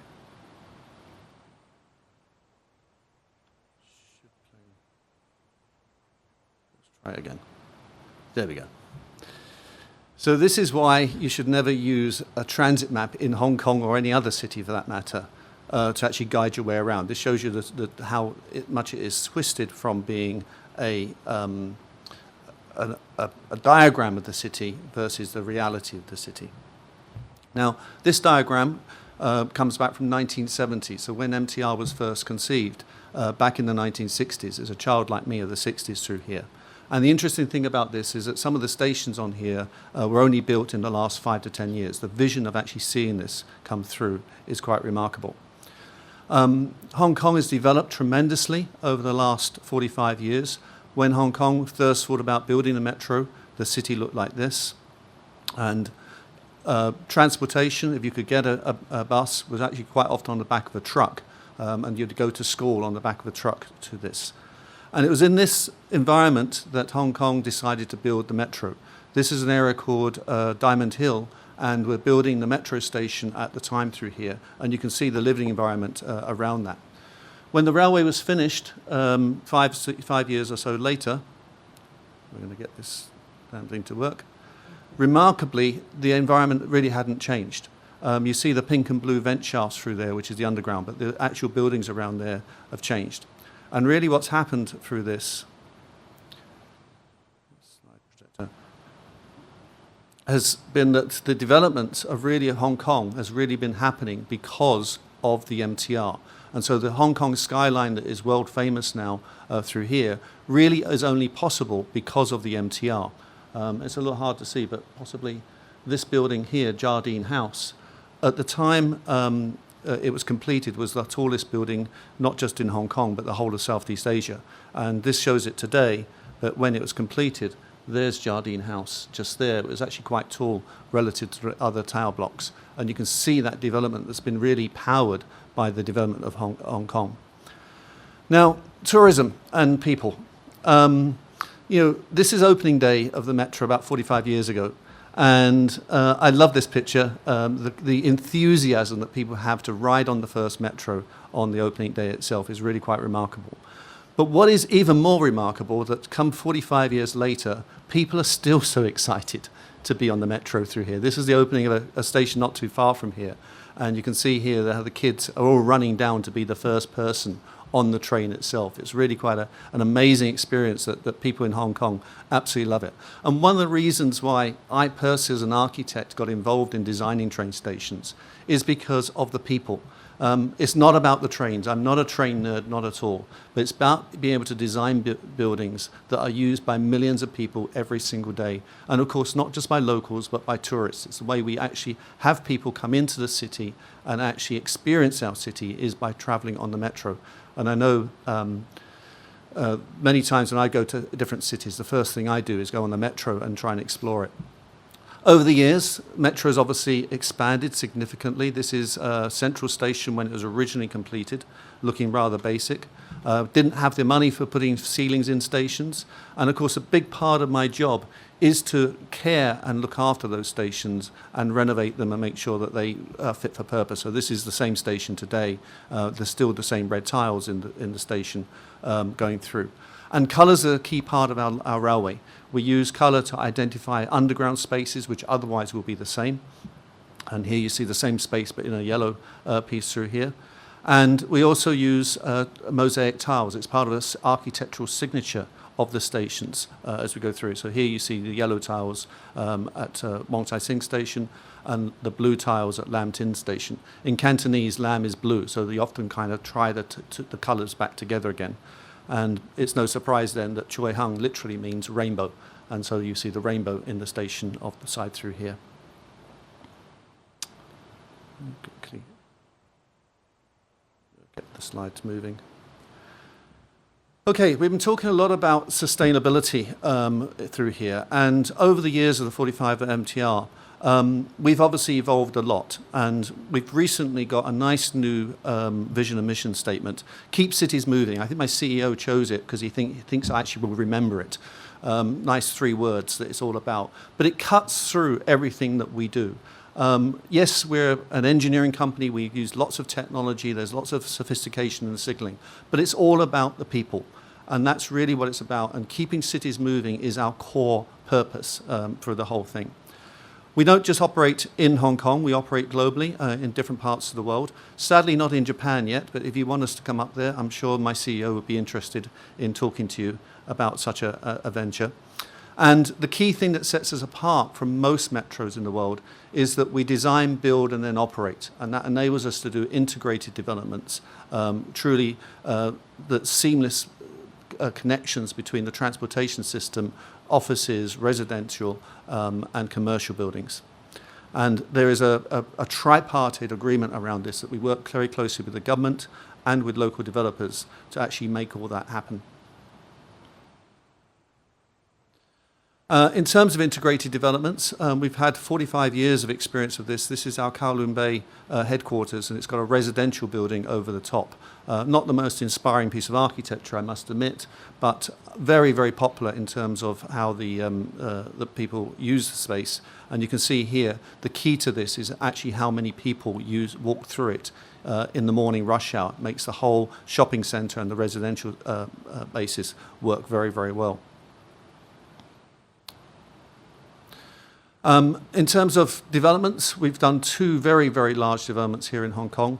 The ICC and the IFC towers, which are the first and second largest towers in all of Hong Kong that we have through here. And they're complete little mini cities in their own right. They're surrounded by towers, surrounded by residential offices and hotel developments, and fully integrated at the bottom of that is the railway itself, and including this one, the Airport Express. So at this station, if you live here, the airport is literally 20 minutes away from your doorstep. It's really quite a remarkable achievement through there. And you can see the level of integration that we're able to do there. The fare gates go straight into the development and direct from there. And the housing is integrated with a public park over the top. The biggest one we've done to date is Lohas Park, and this is a complete new town through here. Here you can see it under construction, but by the magic of PowerPoint, I can actually go straight to completion through here. It's a home for 50,000 people, all anchored around the metro station, and so we've got a complete new city development that runs through here.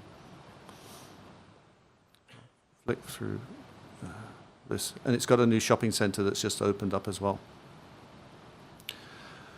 And we've been talking here today about low carbon environments. Of course, you take the metro, it's a low carbon experience anyway. But the question is, how can we go further than that? And so the studies that we've been recently doing is taking our business from its purpose to its core. Why are we actually doing this? And actually turning around, we move people around very efficiently, but how can we actually do this with a purpose and a vision? And we've got 3 very simple statements around this. But as an architect, I must admit, I struggled when I was articulating this with a few workshops with our CEO. And I said, boss, I need to see what this means. And in almost one way, it would say, well, what isn't it? It isn't what we used to do. This is Long Ping Station. And it's really about cars first, trains second, and people last. And that is such an old school way of taking it about. So I'm going to conclude my presentation by just taking you very quickly through one of our new stations that we just recently opened. This is Hinkeng Station. And as you can see, straight away, it doesn't look anything like Longping Station. This is the rendering, and I'm also interested in terms of how does renders turn into reality. This was when we almost finished the construction. And to be fair to the architects, the planting did need time to bed in. And if you go back there now, you'll see it's actually a lot greener through there. But one of the things, slide projectors, there we go. There's an extensive amount of greenery on the roof, also extending beyond the station into a tunnel portal.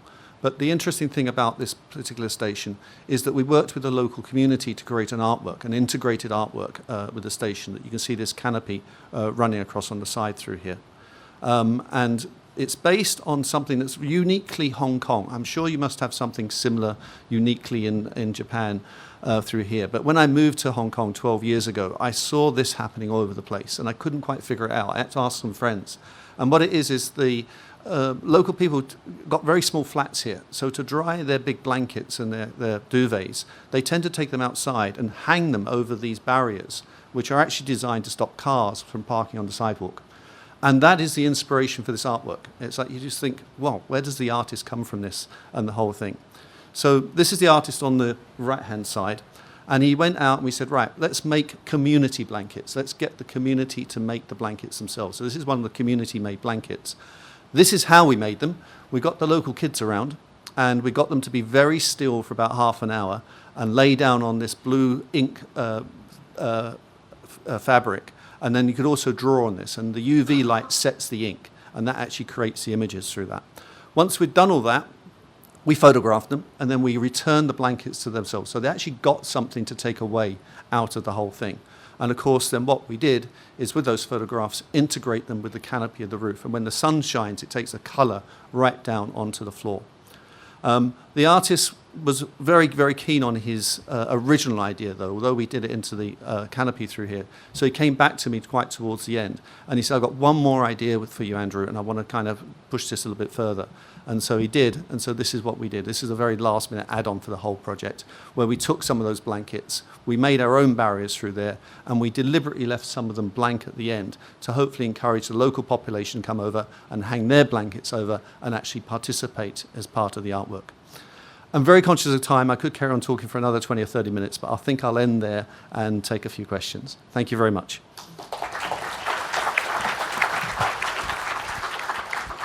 Thank you very much, Andrew, and thank you so much for all the panelists. We have about 5 minutes, and I'd like to take questions from the audience so that we are interactive, and I'm sure there are there's curiosity. Anybody? Don't be shy. Anything about food or any activities, what you would like to do as a request to the three wonderful panelists? Okay, well, I will ask a question on everybody's behalf. Earlier from Nohara-san, we had the ethical travel concept, and that he was saying that really experiencing the local culture and the local experience in what you do will promote, I think, sustainability as well as happiness and well-being and about the people. And that's what we're here about, I think. And Andrew had mentioned that it is all about the people. So could you, each panelist, please, describe how you try to have each visitor. So in this case, people from Kyushu who visit Hong Kong, or people from Hong Kong who visit Kyushu. What do you do to promote that really local experience and the appreciation? Hi. Hello. Hope.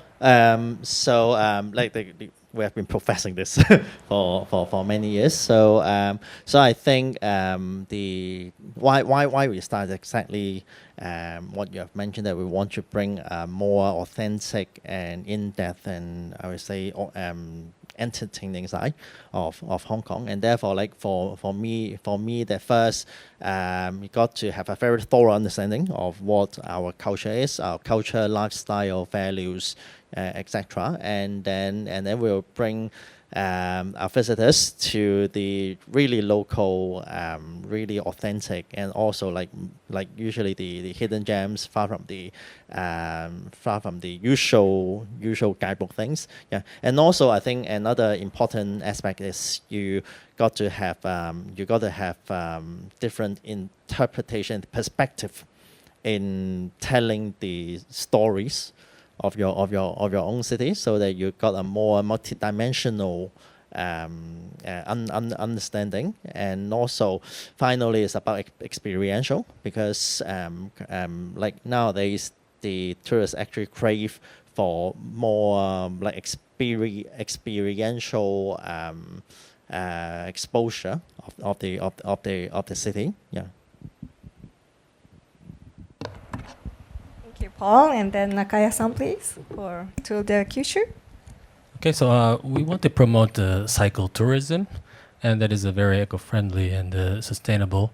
And because cycling, if you have a good bicycle, you can travel 50 kilometers or 100 kilometers per day, and it is slower than cars, so you can go some detailed, some you never been before.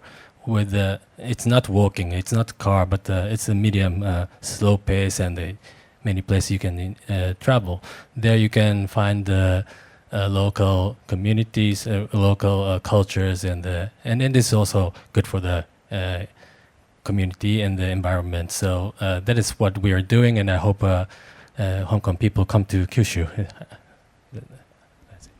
Thank you very much, Nakaya-san. I think we need to get all our wonderful bicycles ready.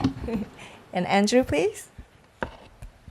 I think, as I said in the presentation, the wonderful thing about metro systems is they cut across all demographics, all people. And when I went to Fukuoka a few years back, I loved traveling on the metro and getting around that. And you see how people live that authentic experience, I think, Paul, you were talking about. You interact with that straight away. And so you get to kind of get under the skin through there.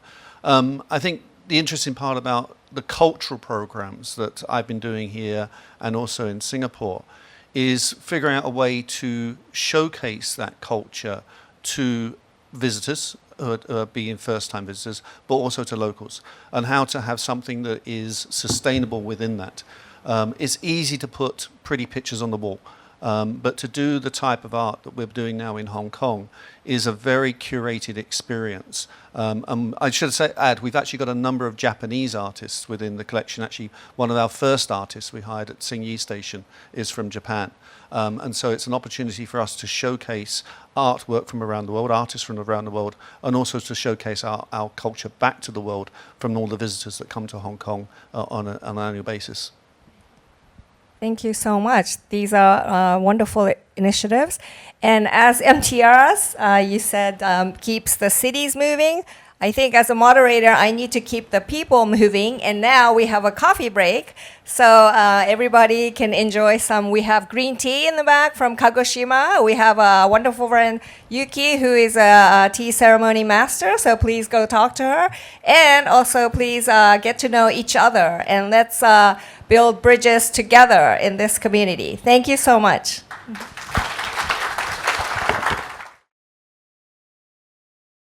Thank you. We're going to start panel 3 now. That's the third section, which focuses on encouraging trade and investment in sustainable enterprises. And we'll start with a keynote speech from Mr. Keisuke Yamashita. He's Chief Investment Officer, Managing Director, and Head of Venture Capital and Private Equity Investment at MCP Alternative Asset Partners. Thank you.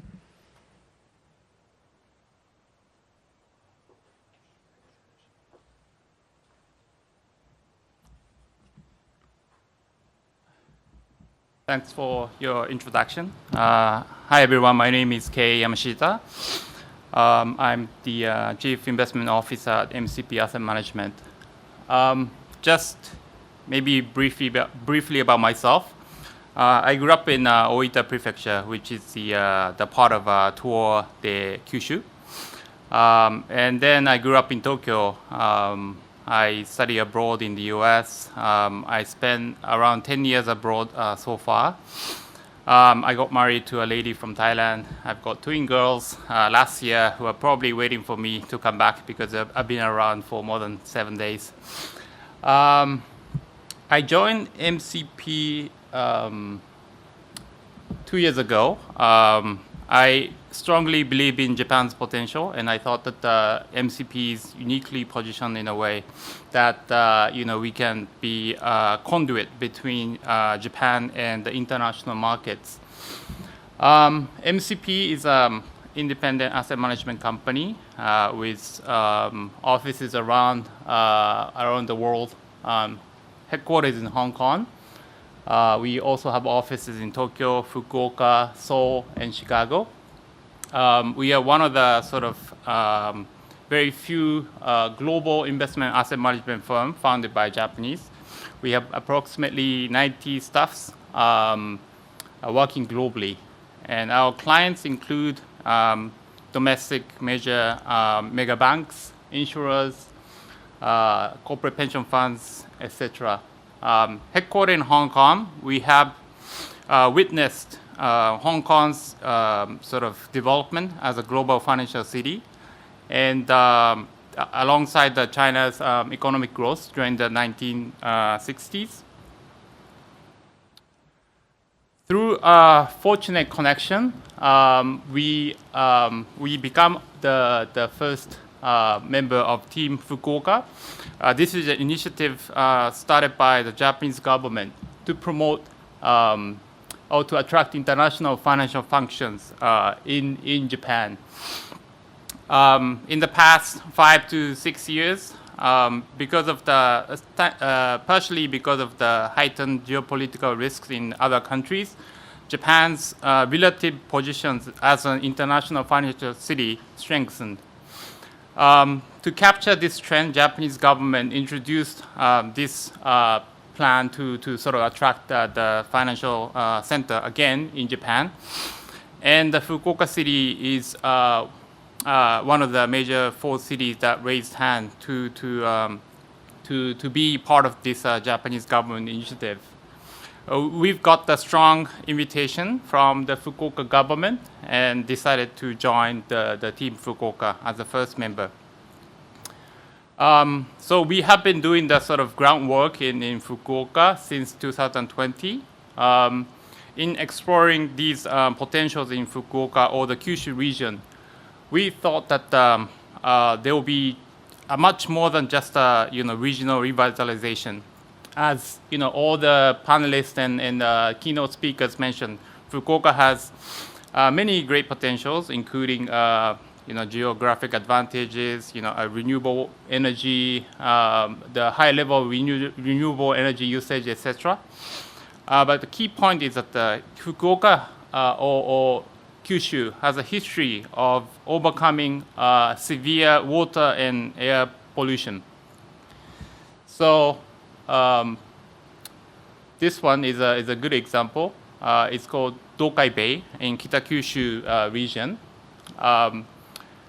This region was it was the center of sort of Japan's industry economic growth during 1960s, and because of that, it was very severely polluted in terms of water pollution, and the sea was called Sea of Death in 1960s.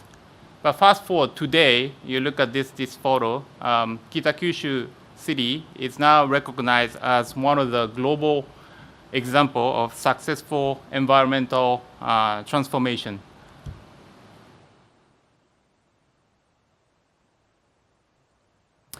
So Kyushu in the Kyushu region, there are many interesting companies focused on the environmental technologies.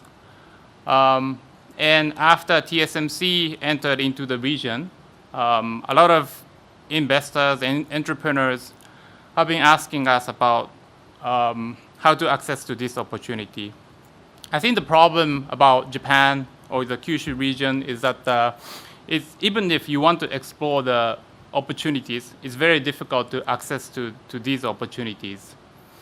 And also, there's a misconception that all talents, technology, and money are concentrated in Tokyo. But in reality, is that while it may be true that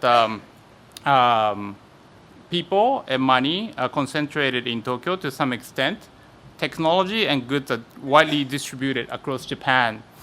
And as Professor Sasaki was giving a speech at the beginning of this session, Kyushu University has many leading-edge technology, including hydrogen, applied chemistry.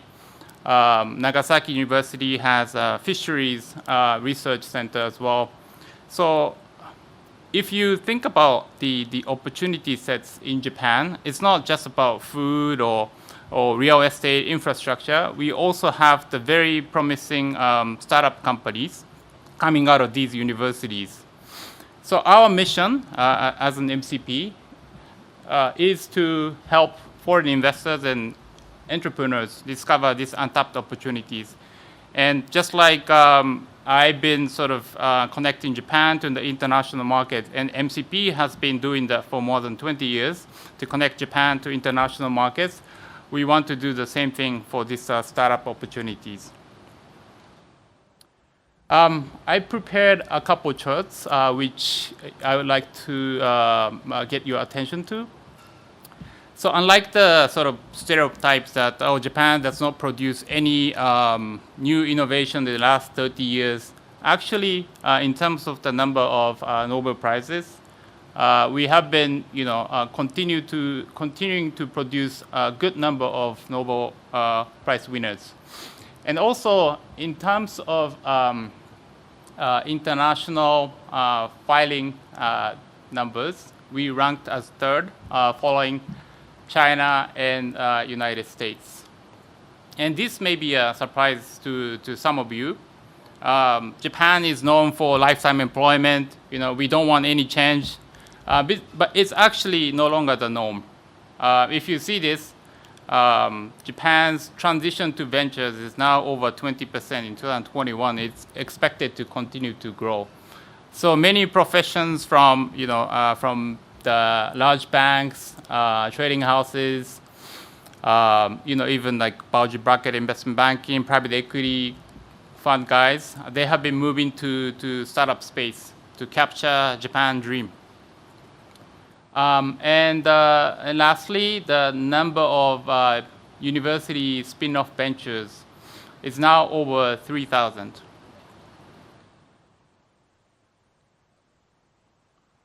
So this is the strong support by the government. The reason why we have decided to expand our business into this venture capital fund. So to give you a perspective, the current funding amount raised by Japanese startups is around 5 to 6 billion US dollars. The Japanese government announced a 5-year startup development plan, and they want to increase this 5 billion to more than 10 times by 2027. Although this aggressive target may not be achievable by 2027, but this strong, very strong Japanese government support is expected to continue. To capture this, we have launched a venture capital fund with a primary focus on Kyushu. I won't go into too much detail here for the fund, but basically our job is our mission is to create a scalable ESG supportive company that can compete on a global scale.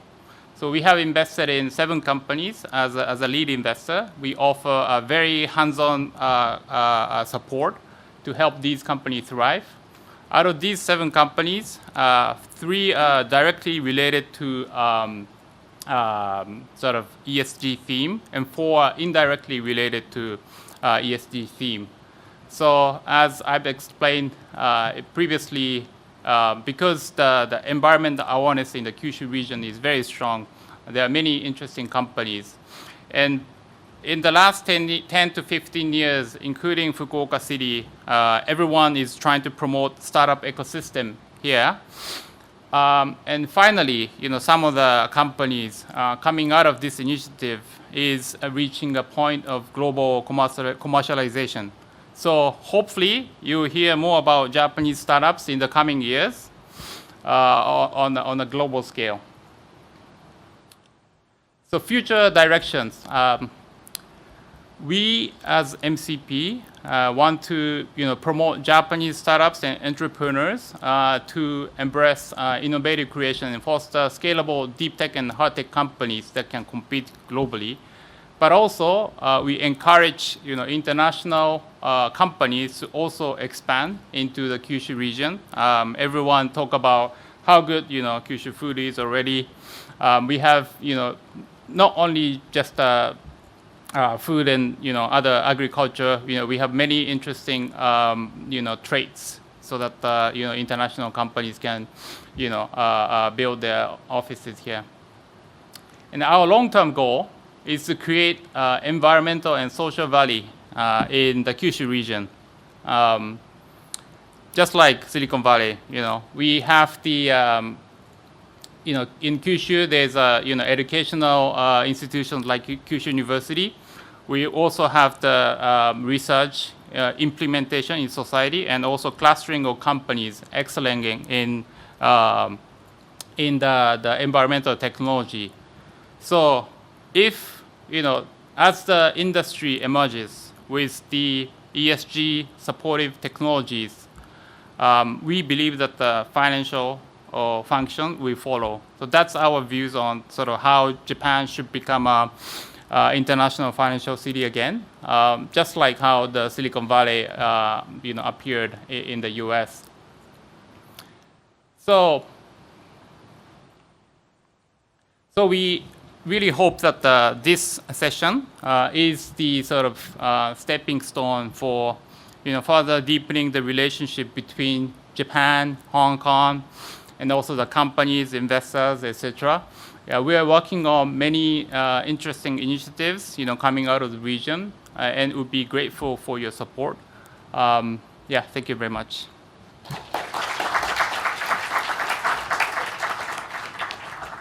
Thank you so much, Yamashita-san. And now I'd like the panel 3 panelists to come to the stage. Panel 3 will be moderated by Mr. Ronald Chan. He's the founder and chief investment officer of Chartwell Capital. Thank you.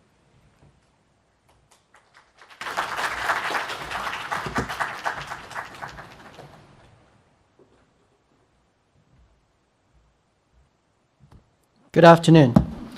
I would like to introduce the other 3 panel speakers. Mr. Masatoshi Matsuo, the President and CEO of Genkai Capital Management. Mr. Hiroshi Sugiyama-san, Advisor of Global Business Strategy of Daiso Incorporated. And Ms. Misato Yamada-san, Chief Researcher of Fukuoka Asian Urban Research Center. So perhaps each of them will come up on stage and to present their company, and then we'll probably sit down and have a quick chat. Thank you. Who would want to start first?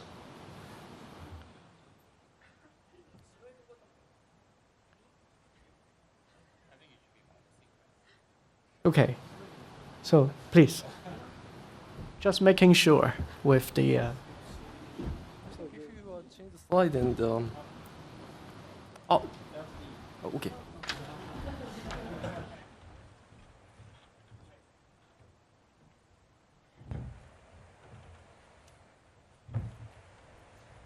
Hi everyone, my name is Matsuo from Genkai Capital Management, which is a real estate asset management company from area of Fukuoka.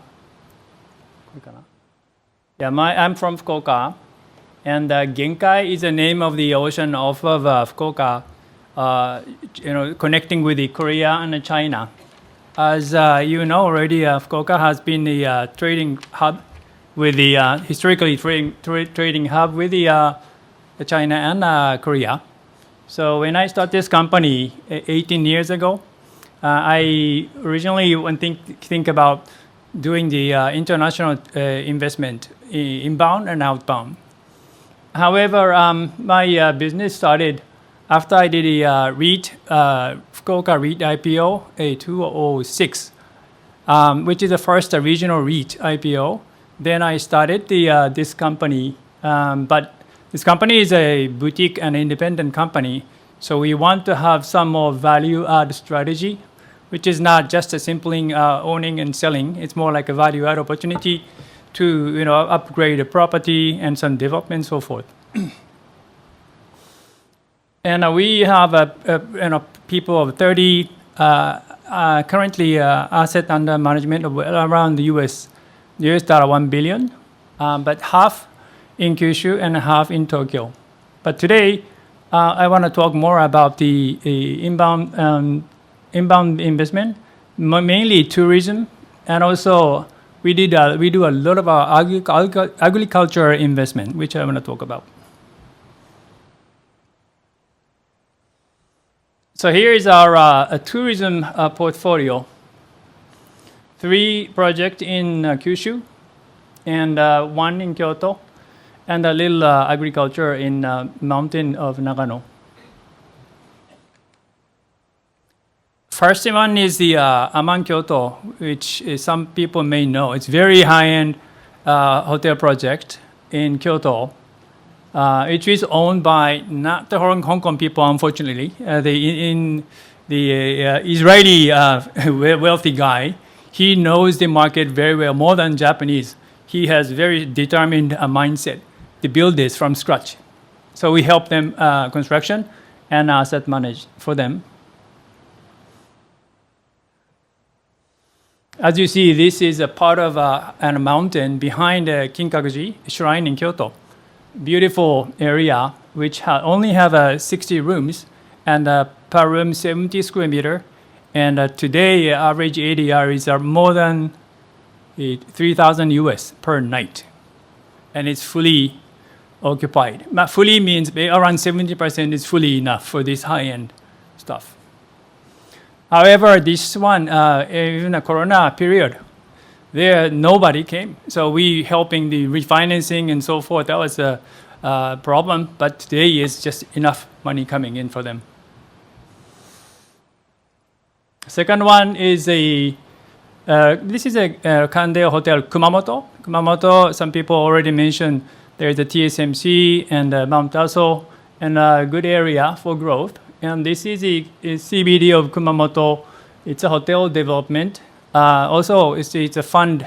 This is a Japanese investor, but the combined investor base bought the land and built the hotel. 2 years old, and this has a lot of inbound tourism coming in. A lot of people from Taiwan somehow. I don't know why they come, but there are so many Taiwan people to Kumamoto. 380 rooms, and average ADR is like $100 US per night.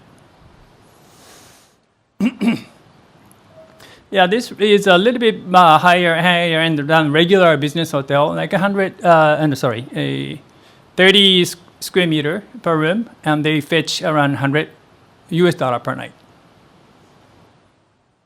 And obviously, they have a big, public bath at the roof top, which is very popular. This one is a new project we're about to start in Aso, Mount Aso. It's a beautiful, huge mountain overlooking Aso. This is the old hotel renovation project. So we're buying the old hotel, maybe 50 rooms, but converting into 15 room, a small luxury. We are targeting the $1,000 per night. This is also, I wish we work with the Hong Kong investor, because the Hong Kong people wants to come more in Japan. I'd like to coordinate with them. However, this time we are teaming up with the Japanese investor and a travel agent. Those guys also looking at this high-end market as well. This is the in Beppu. Beppu is the hot spring spa city. It's a renovation of an old Japanese inn called ryokan, which is it's a little bit of a challenge. We bought it 5 years ago. We did some renovation, but it's a small one with only 6 rooms. So each room has a unique Japanese style, but we did some renovation like this, and also made a lounge. But because of the size is so small, and the problem is this hotel, this ryokan is more like an all-bilge type of ryokan. So we need a good chef, and it's a chef we can have, but it's a little bit difficult to manage the labor. So we're having a little bit trouble here, but we hope we can make it better in the future. And finally, the last one is our agriculture investment. That's a little bit unique. We don't do this investment usually, but this is just introduction by my friend who wants to, who knows the guy, this guy, who wants to do the rice farming business in the highland of Nagano called the Tateshina. Japanese farming, rice farming business is really, really unproductive and very obsolete. Actually, they're so and very, very fragmented. And average age of a rice farmer, can you guess how old they are? They say 70 years old. 70 years old mom and pop. It's actually grandma, grandpop kind of farming is common. So when he comes, he came to me and he wants to make the rice farming business as a real business. So we're not the agriculture group, but we just help them to make a company and financing the business. But the location, as you see, this is just last week. Beautiful island. The rice was not so high area. It's not easy to make a rice 15 years ago, but because of global warming, now they can make a beautiful rice and with the very good air and very good water, mountain water. All year round, mountain water is sufficient.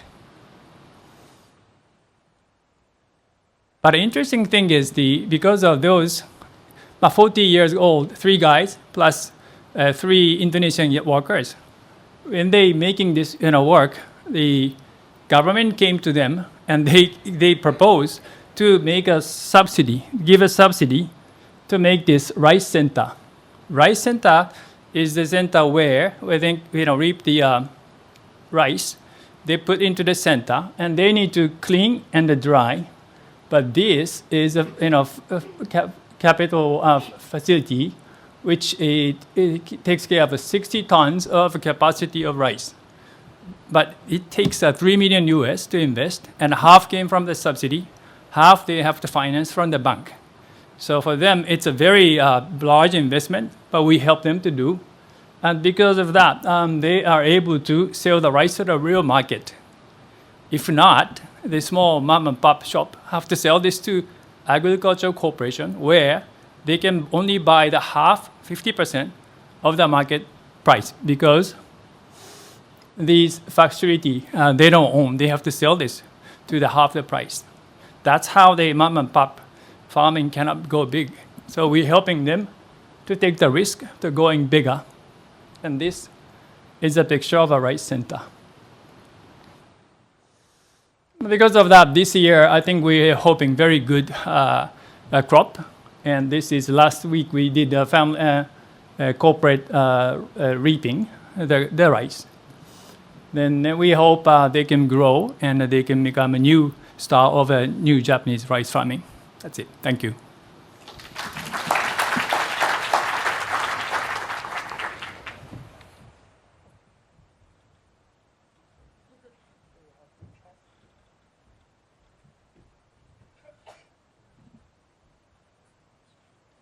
Okay, it's my turn.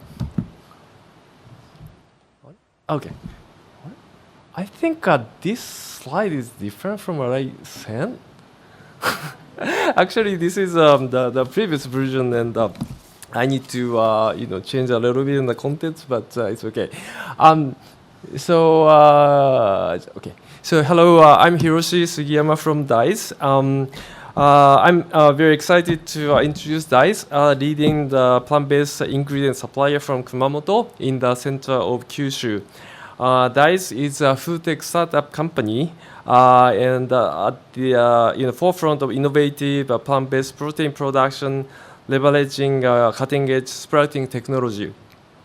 And so we aim to contribute to the expected shortage of the protein in the future in environmentally friendly way.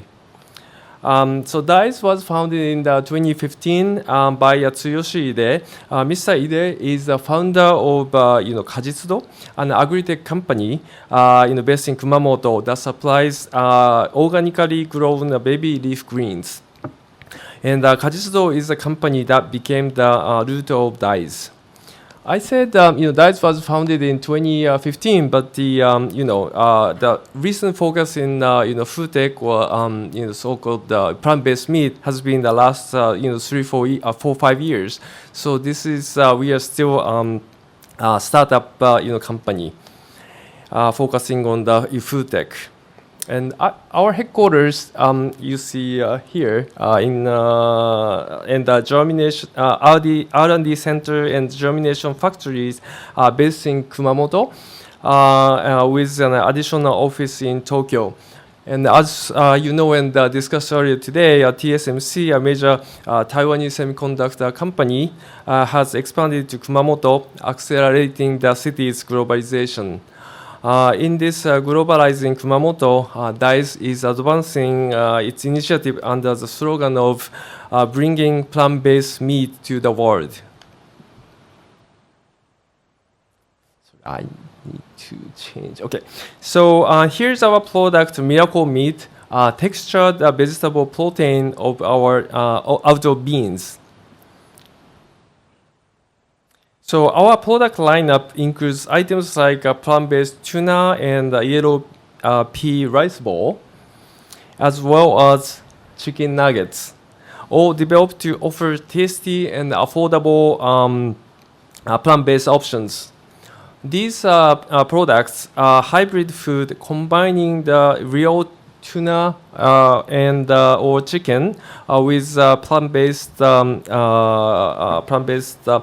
sauces, and by using this hybrid approach, the natural umami and aroma from animal sources can be incorporated, reducing the need for artificial additives and creating environmentally friendly products. These products are available at accessible prices at major convenience stores, targeting mainstream consumers and broadening the reach of plant-based foods in everyday life in Japan. Our germination factory and R&D centers are strategically located within the University Collaborative Center, Incubator, and the Kumamoto Techno Research Park. These facilities are crucial for advancing our plant-based meat production from the initial research to commercial manufacturing. We are also constructing a new free equipped factory near Kumamoto Airport to significantly enhance our product capacity. From this new facility, we also plan to export to Asia.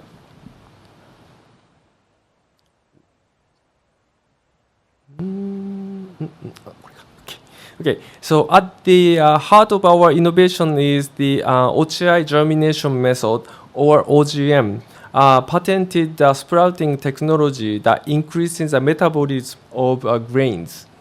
This name in the OGM comes from Mr. Ochiai, our CTO, who has studied bean sprouting technologies over 30 years.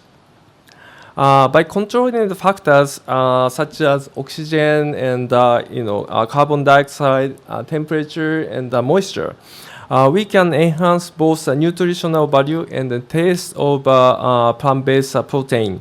This method transforms basic grains into high-value ingredients that serves as the foundation of our plant-based meat. In the past year, DICE has made significant strides.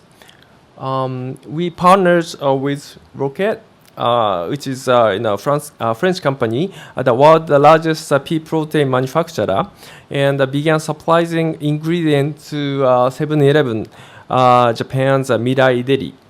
We also expanded internationally by introducing our Miracle Meat, our product, to Moss Burger in Taiwan, and announced a breakthrough in a plant-based egg technology, not just meat, also an egg.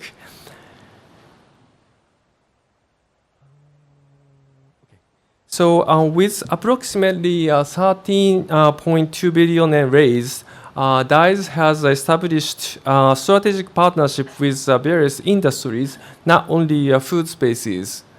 These collaborations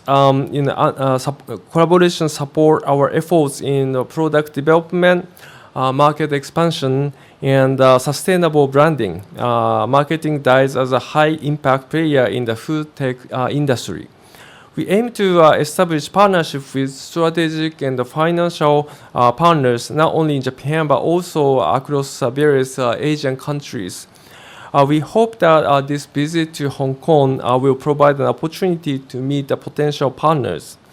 As a B2B company supplying ingredients to the food industry, strategic partnership is crucial to our growth in addition to the financial partnership. Our distribution spans over 21,000 convenience stores, 100 food manufacturers, and 1,500 restaurants across Japan. Our products are used in soyco, the high protein, this one, the soyco, high protein sprouted soybean flakes for home use, and cup noodle pro, kind of premier line at very major instant noodle product. Today we are giving these out as a souvenir at the venue later. Okay, so in summary, DICE is as a food tech startup out of Kyushu. It's transforming the plant-based industry through innovation, strategic partnership, and a commitment to quality and the environment. Thank you for your attention.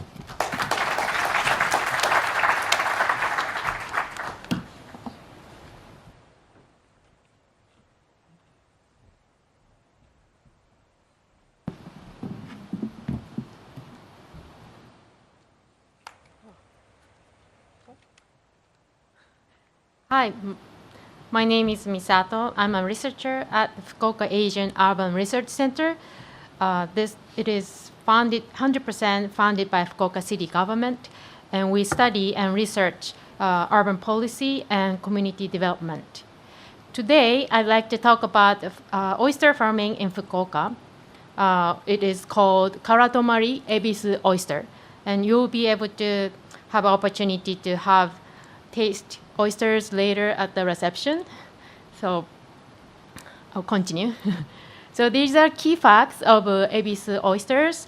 They've been exported to Hong Kong for 12 years, and they have a high reputation of global top chefs, and their reputation has been backed by a reliable quality maintenance.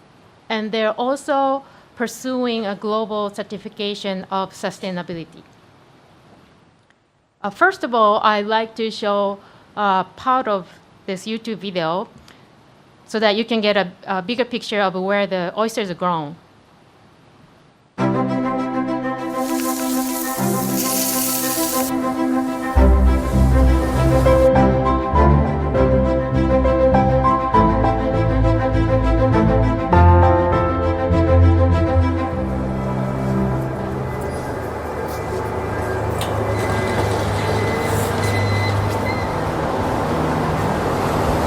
My name is Richard Eckebus. I am the chef of Amber Restaurants at the landmark Mandarin Oriental in Hong Kong. I have been traveling to Kyushu, and in particular to Fukuoka and Miyazaki, to source the finest ingredients for taste. From the beginning, we didn't only want to bring dishes, we also wanted to tell our story. The idea of Amber always was that we wanted to source ingredients from the best and freshest source. And to go for taste and source 4 ingredients that we wanted to feature was very special. We went with a very specific mission, is to find 4 key ingredients to cook with in taste, and that would also sum best where Amber stands for.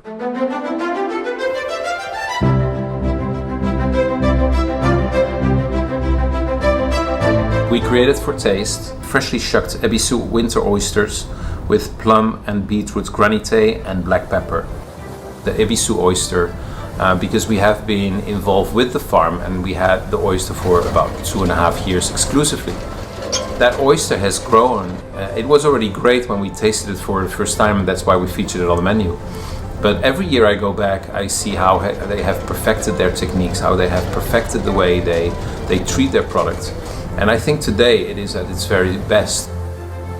What I like most about the oyster is the fact that the way it's grown on the ropes. It is not grown in a traditional manner. They have defined a technique that is very unusual for oysters. And the fact that they grow on depth up to 30 meters on cords is that the oysters are exposed to a lot of food. You know, they're in a very free environment. They're on big, large bamboo rafts, and on these ropes you have about 10 clusters of oysters that grow on a scallop shell.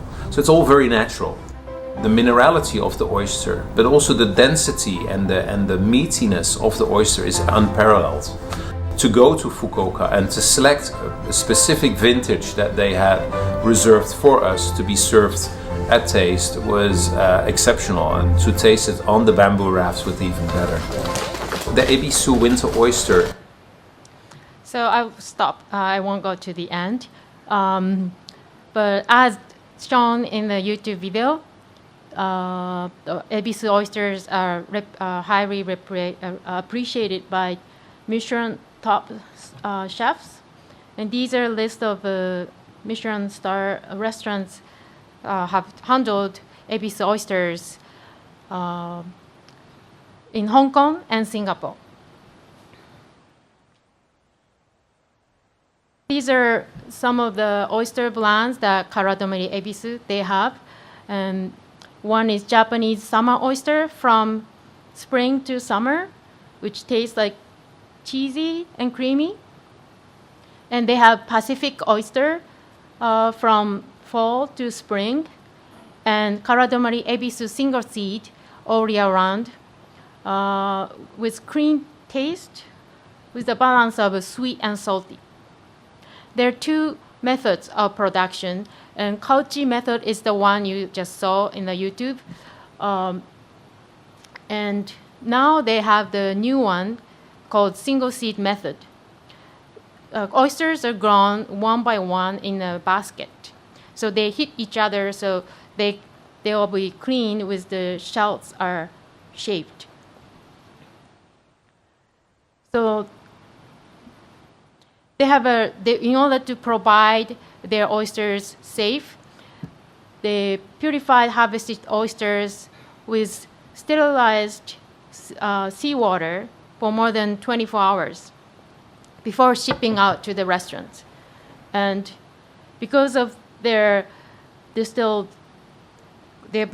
quality, they have achieved to distribute to the high restaurants with the strict hygiene regulations. It's called the Ritz-Carlton in Fukuoka. And it's very unusual to have raw oysters in a hotel in Japan. And also they have achieved to export live oysters to Singapore. This is also unusual. Like there are only several oyster farming grounds in Japan that they have approved to export to Singapore. This is the depuration facility. It's a little bit dark, but there is pipes taking seawater going through inside this building, and there is a machine to sterilize seawater and going into these tanks where the oysters are set for more than 24 hours before shipping out. These are some pictures from rooftop bar called Bay at the Ritz-Carlton Fukuoka. You can have Karatomari Ebisu oysters at the 24th floor with the view of Hakata Bay. And so Fukuoka City Fishery Association has achieved a lot of tremendous work exporting to Hong Kong, Singapore. But their effort hasn't stopped yet, and they're in the process of getting a certification with the global standard on sustainability. And nowadays, more and more companies are pursuing sustainable products. So this is part of their strategy to continue their production sustainably in business and environment. So I'd like to show 1-minute video of the current state of the oyster farming spot.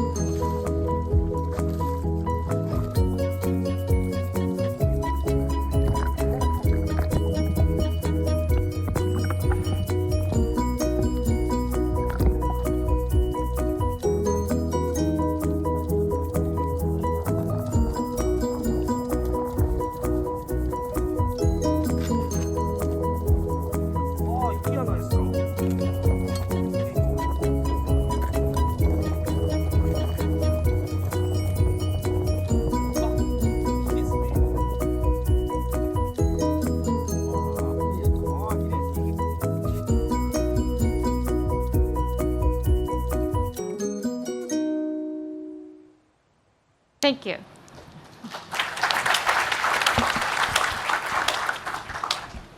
Very interesting videos. I just learned that you also distribute at Mono, Ando, and all that. I used to invest in those restaurants, so thank you. Yes. Now, maybe I'll just start off with Yamada-san. You know, when we were talking a few weeks before, we were mentioning how oysters, you know, when I was young, oysters are meant to be in season during the months that ends with ER, September, October, November, December, right? But nowadays it's also very in season with months that have an R, January, February, March, and April. So I want to ask you, why is oyster being in season nowadays in so many months? And you told me it's even in season all year long. How is this being achieved in relation to sustainability and all that? What has changed in oyster farming? Hi. I think it's kind of, I said to you, but this is kind of myth that people believe that, oh, you're not supposed to eat within the month without hour, but you can actually. And in Japan, we have a summer oyster. So in the winter time, we have a Pacific oyster and the summer oyster in the summertime. So when you think about it, you can eat the whole year. But I think it's because of the improvement of refrigeration, transportation. So it's all with the technology now that you can have it safe to have the oysters.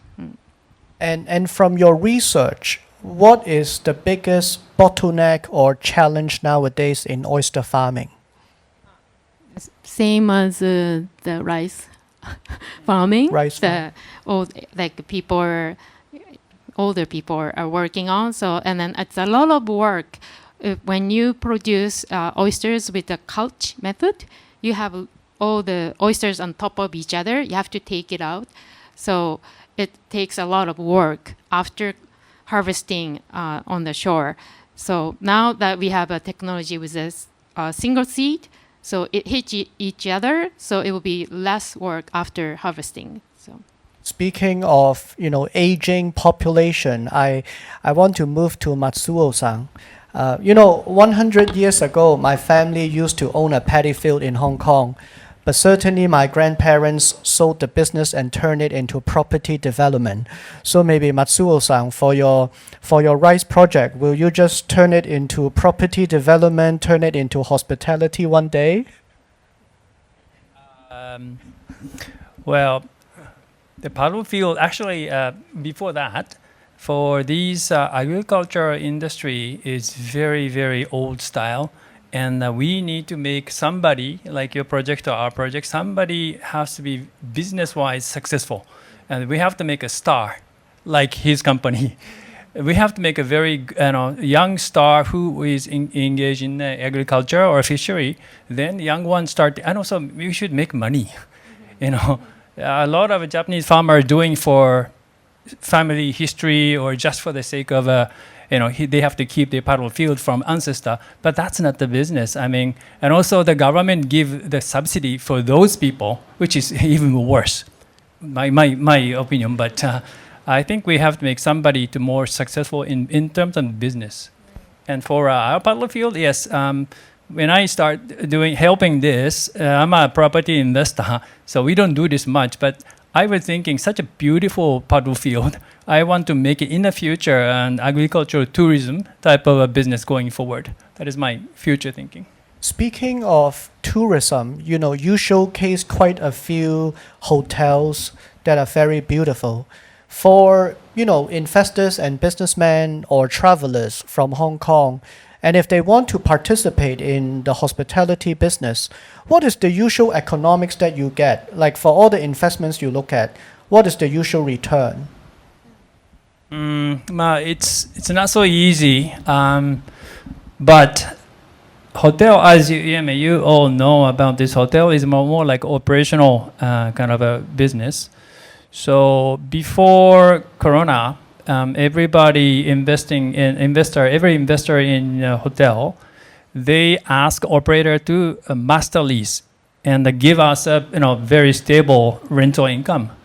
But during the Corona period, nobody can pay the promised income, so they kind of broke up all the rules. Now the market changed into combination of property investor will participate in somewhat participate into the operational business, so that the typical today is more like rental income is fixed part and also some percentage rent over revenue. But that becomes a little bit more volatile, more variable rental income. But I think we can see maybe between 4% to 6% type of rate of investment. And that is it seems low, but considering the Japanese interest rate around 1% plus minus, I think it still makes sense. Well, Hong Kong does a lot of travel program, TV shows, and Japan is one of the most popular destination. So I guess one thing Hong Kong could do for you is to conduct some travelogues or programs to showcase all your hotel. So we could talk about this later. Thank you. Now moving on to food again. I met you many years ago through Fujimori-san many years ago, and I know that you have expansion planned also in Hong Kong and other places. Can you also comment on that, and what are the challenges for your industry nowadays? Okay, thank you. So we first talked about 3 years ago, I think, and from that time, we are thinking about expanding our business into Asia and other countries and globally. And then, as the reason why we focus on Asia is like Asia has a very big and growing in the population, and of course, as a food industry, we need population to consume our product. And then protein crisis is not in real right now, but we hear a lot that in the future, restaurants and regular consumers are not able to get sufficient amount of animal protein at an affordable price. So we are trying to come into the Asian market, and we believe that Hong Kong is a great gateway to go into the market. And then your question is challenge, right? Okay, the challenge is, the food industry. I think it is, maybe typical for Japanese market, but the as a ingredient supplier, the expectation for the price is quite low, and we need to kind of meet the expectation of these our customers, and we the food tech company, and we are trying to do the R&D for the better taste and the better nutrition, but also to reduce the price. For example, reducing the kind of amount, so that the cubic fee will be smaller for the lower shipping cost. Thank you. And maybe one question for Yamashita-san. You are a fund looking at so many different types of investments. Are you also looking into the food industry in general? Yes, I think, I actually discussed this with Matsuo-san last night over dinner. I think food industry in Japan is very fragmented and very, sort of difficult to invest at the moment. And we need a very successful case, like Daizu or other cases, to be the role model. So for now, we don't invest in food industry, but we have invested into the flour sort of management company. They, it's very similar to rice. For the flour, even if the flour sort of the florist is next to you or whatever, that all the flowers created needed to go through the flower market in Tokyo. So by the time you get the flower, it's already the lifespan of flower is very short, right? So it's already like, you only have like 3-4 days to live. But this company is basically trying to make the improvement for this sort of route as well. So the transportation is very important. Fukuoka is known for, having very good, beautiful flowers. They have already expanded the business into Singapore, and I'm trying to encourage them to export their flowers into Hong Kong as well, because Japanese consumer, the number of Japanese consumers is going to decrease in the next 10-20 years, but the flower consumption is actually increasing a lot globally. So we have the good sort of base here. So not only food or other agriculture, but also flower or this kind of thing has the Japan premium. We have good quality of flowers, and that could be potentially exported to overseas market. One thing I always want to see in Hong Kong is sakura. So if we could even import sakura to Hong Kong, that would be amazing. But speaking of food, I want to let you all know that Hong Kong, for the longest time, has been the largest food importer in the world. I think we account for close to 25% of total Japanese food export. And I happen to know that Hong Kong's largest market share in potato chips is Calbee and a lot of other Japanese brands. I was told Hong Kong people consume 1 million packs of potato chips every day, and 50% is Japanese brand. So I think there's tremendous opportunity in food. But speaking of, startup, building Kyushu as a Silicon Valley, can you also explain what are some investment opportunities within this ecosystem, and whether these are opportunities you could bring to Hong Kong or we could learn from each other? Sure. Maybe I'll give you 2 examples. So one of them is that coming out of the Kyushu University, we have invested around 1 billion yen, which is like 6-7 million US. They are the sort of Kyushu University spun-off venture. What they do is to manufacture the sort of emission materials used for display makers. Remember, the blue LED was developed by Japanese professor who in the end sued the Japanese company. So this technology is actually very good sort of Japan's leading edge technology, right? And unfortunately, all the display makers are now in Korea and China, but we have some good materials company that could supply their materials to these display makers. So one day we hope that their emission materials will be in one of the mobile phone that you use, and this is quite imminent opportunity in the next 1 or 2 years. They are now talking to some of the display makers, and we like food or other industries. We need a very good successful case for this university span of ventures as well, and we are just about to get there. So this will be next 1 to 2 year opportunity, I think.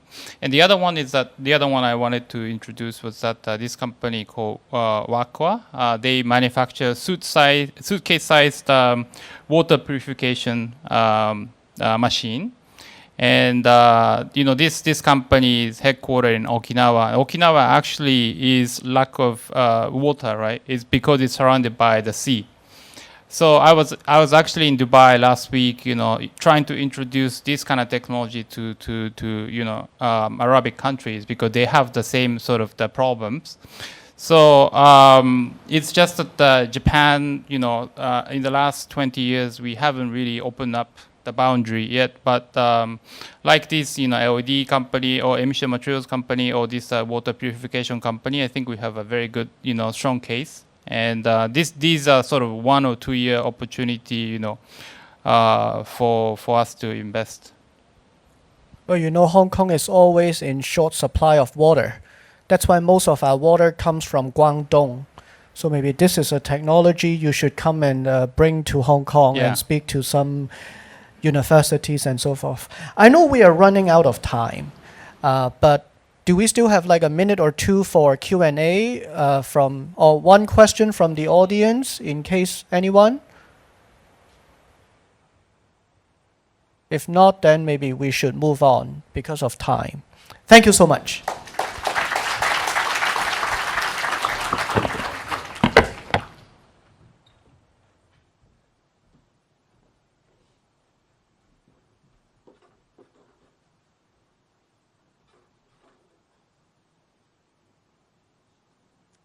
Thank you to all of the speakers, and we're honored to have Mr. Wong Kam-sing, the former Secretary for the Environment of the Hong Kong SAR government and current chairman of Wuzhou Bridge to China Charitable Foundation, to make some closing remarks for us. Thank you.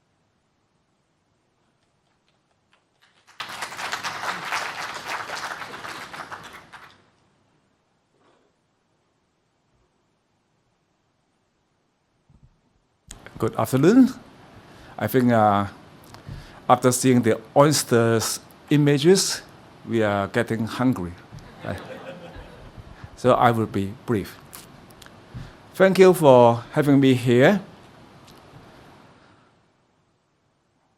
If you look at my T-shirt, okay, for those Hong Kong people or Japanese friends, do you know the meaning of these Chinese words or terms?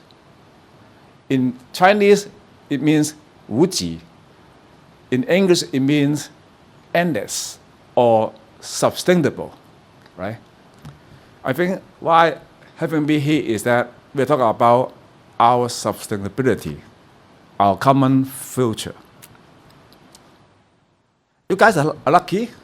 If you come to Hong Kong a week earlier, Hong Kong was still in summer, okay, right?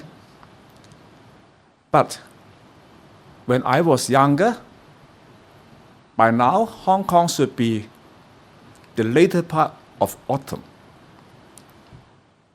I heard friends from Tokyo told me that Tokyo was very hot this year. My family preferred to stay in Hong Kong for traveling. But I can tell you that my family's latest travel was to Japan, okay, to Fukuoka and the region, okay, for the cherry blossom that Ronald talked about, sakura. But probably due to climate change, we picked the best day. Happened that the blossom of cherries was not yet on, okay? We go to the cherry festival in Fukuoka, many people, but without the flowers. So I think my key point here is that our common goal today and tomorrow is talking about how to deal with climate change commonly, right? Consul General of Japan representative talk about our common goal, climate action, carbon neutrality. I think Japan set the goal is to become carbon neutral by 2050. When I was the environment minister of the Hong Kong SAR government, I set a more aggressive goal, is to make Hong Kong carbon neutral before 2050. The earlier the better. Because we all feel the extreme weathers are worsening in this path. We are all making progress. But I feel that the gap is getting bigger and bigger. So I think the key point here is that we are having a common goal. But now it's a matter of the speed, how fast that we can moving on together. And today's event is meaningful because you bridge Japan and Hong Kong that we can act together. But before I share with you my summary of what I have learned today, let me briefly introduce myself. I describe myself ABC. Okay, A, I was an architect by training. Okay, focusing on green sustainable design for decades since early 90s. B means the bureau. Okay, I became the government bureau's head. That is equivalent to in Japan the ministry. Okay, I had the whole government environment policies to make Hong Kong cleaner, greener, etc. Now I left the government and I'm now working on the community. I joined the Hong Kong U as a kind of honorary professor to teach sustainable design. I'm now heading an NGO called the Wu Ji Qiao. There's the word bridge, okay? That's similar to the film. Is to work on villages in the mainland and Hong Kong to support their sustainability and integrate the contributions of young people in the process so that we help the villagers and also help young people to learn sustainability. That is what I'm doing. So today, what you have learned, I would like to summarize again the ABC again, okay? A is that I think is for academic. Sasaki-san talk about the hydrogen research, and there are different scholars, researchers from Japanese universities are talking about research. I think one thing that today's event is good that we can link up professors and researchers to work together. Today, from Hong Kong U, we're Professor Wen Chao, okay? So I think it's good to link up this. When I was an architect on sustainable design, I worked with Japanese professors and worked together to help Hong Kong government to make policies, right? And in these days, Hong Kong U has a master program on sustainable environmental design. We also work with Japanese professors to teach the young people. So the one thing that we can get a closer bridge and linking together is on academic side. That's number one.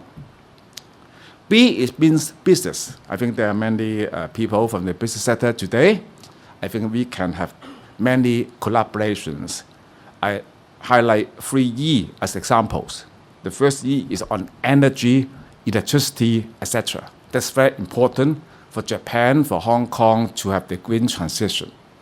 When I was a minister, I set the policy on carbon neutrality. For instance, in the coming decade, about 60% of Hong Kong's electricity have to from a carbon neutral source, and hydrogen is one of the means for Hong Kong to accelerate the transformation, right? And hydrogen is not only for electricity, but also for vehicles.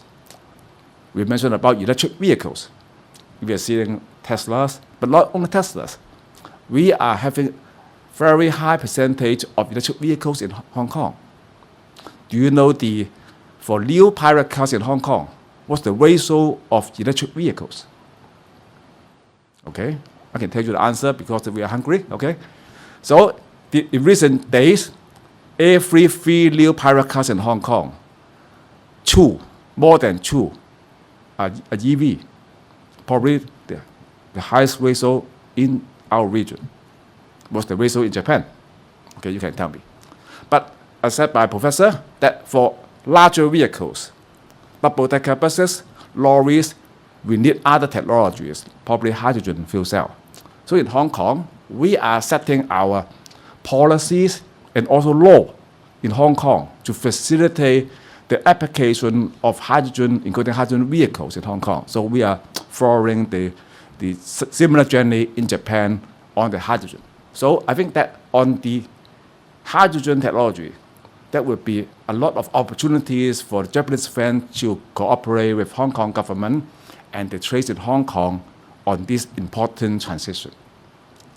The second E is on ESG, on circular economy, from low carbon food to how to raise the awareness of the public, to educate them.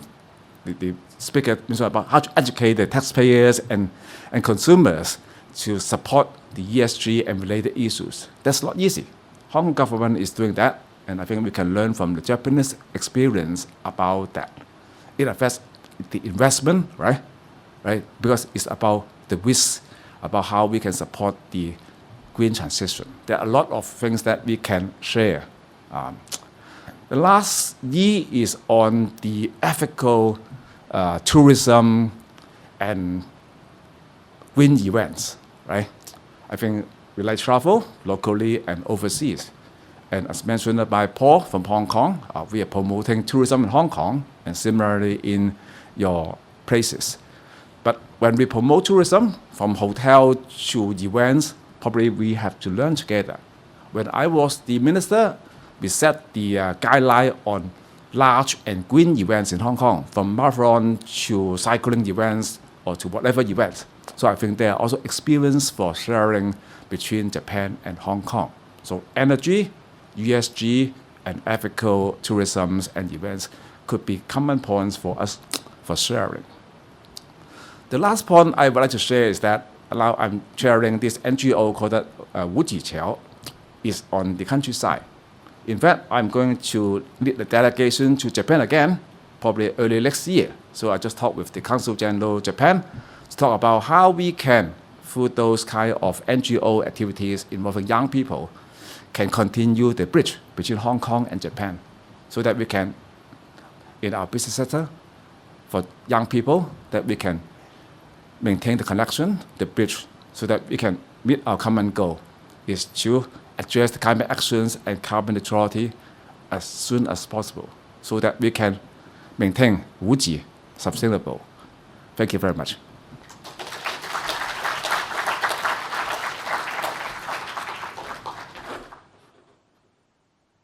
Thank you very much. And that concludes the program. And we have a reception upstairs on the rooftop.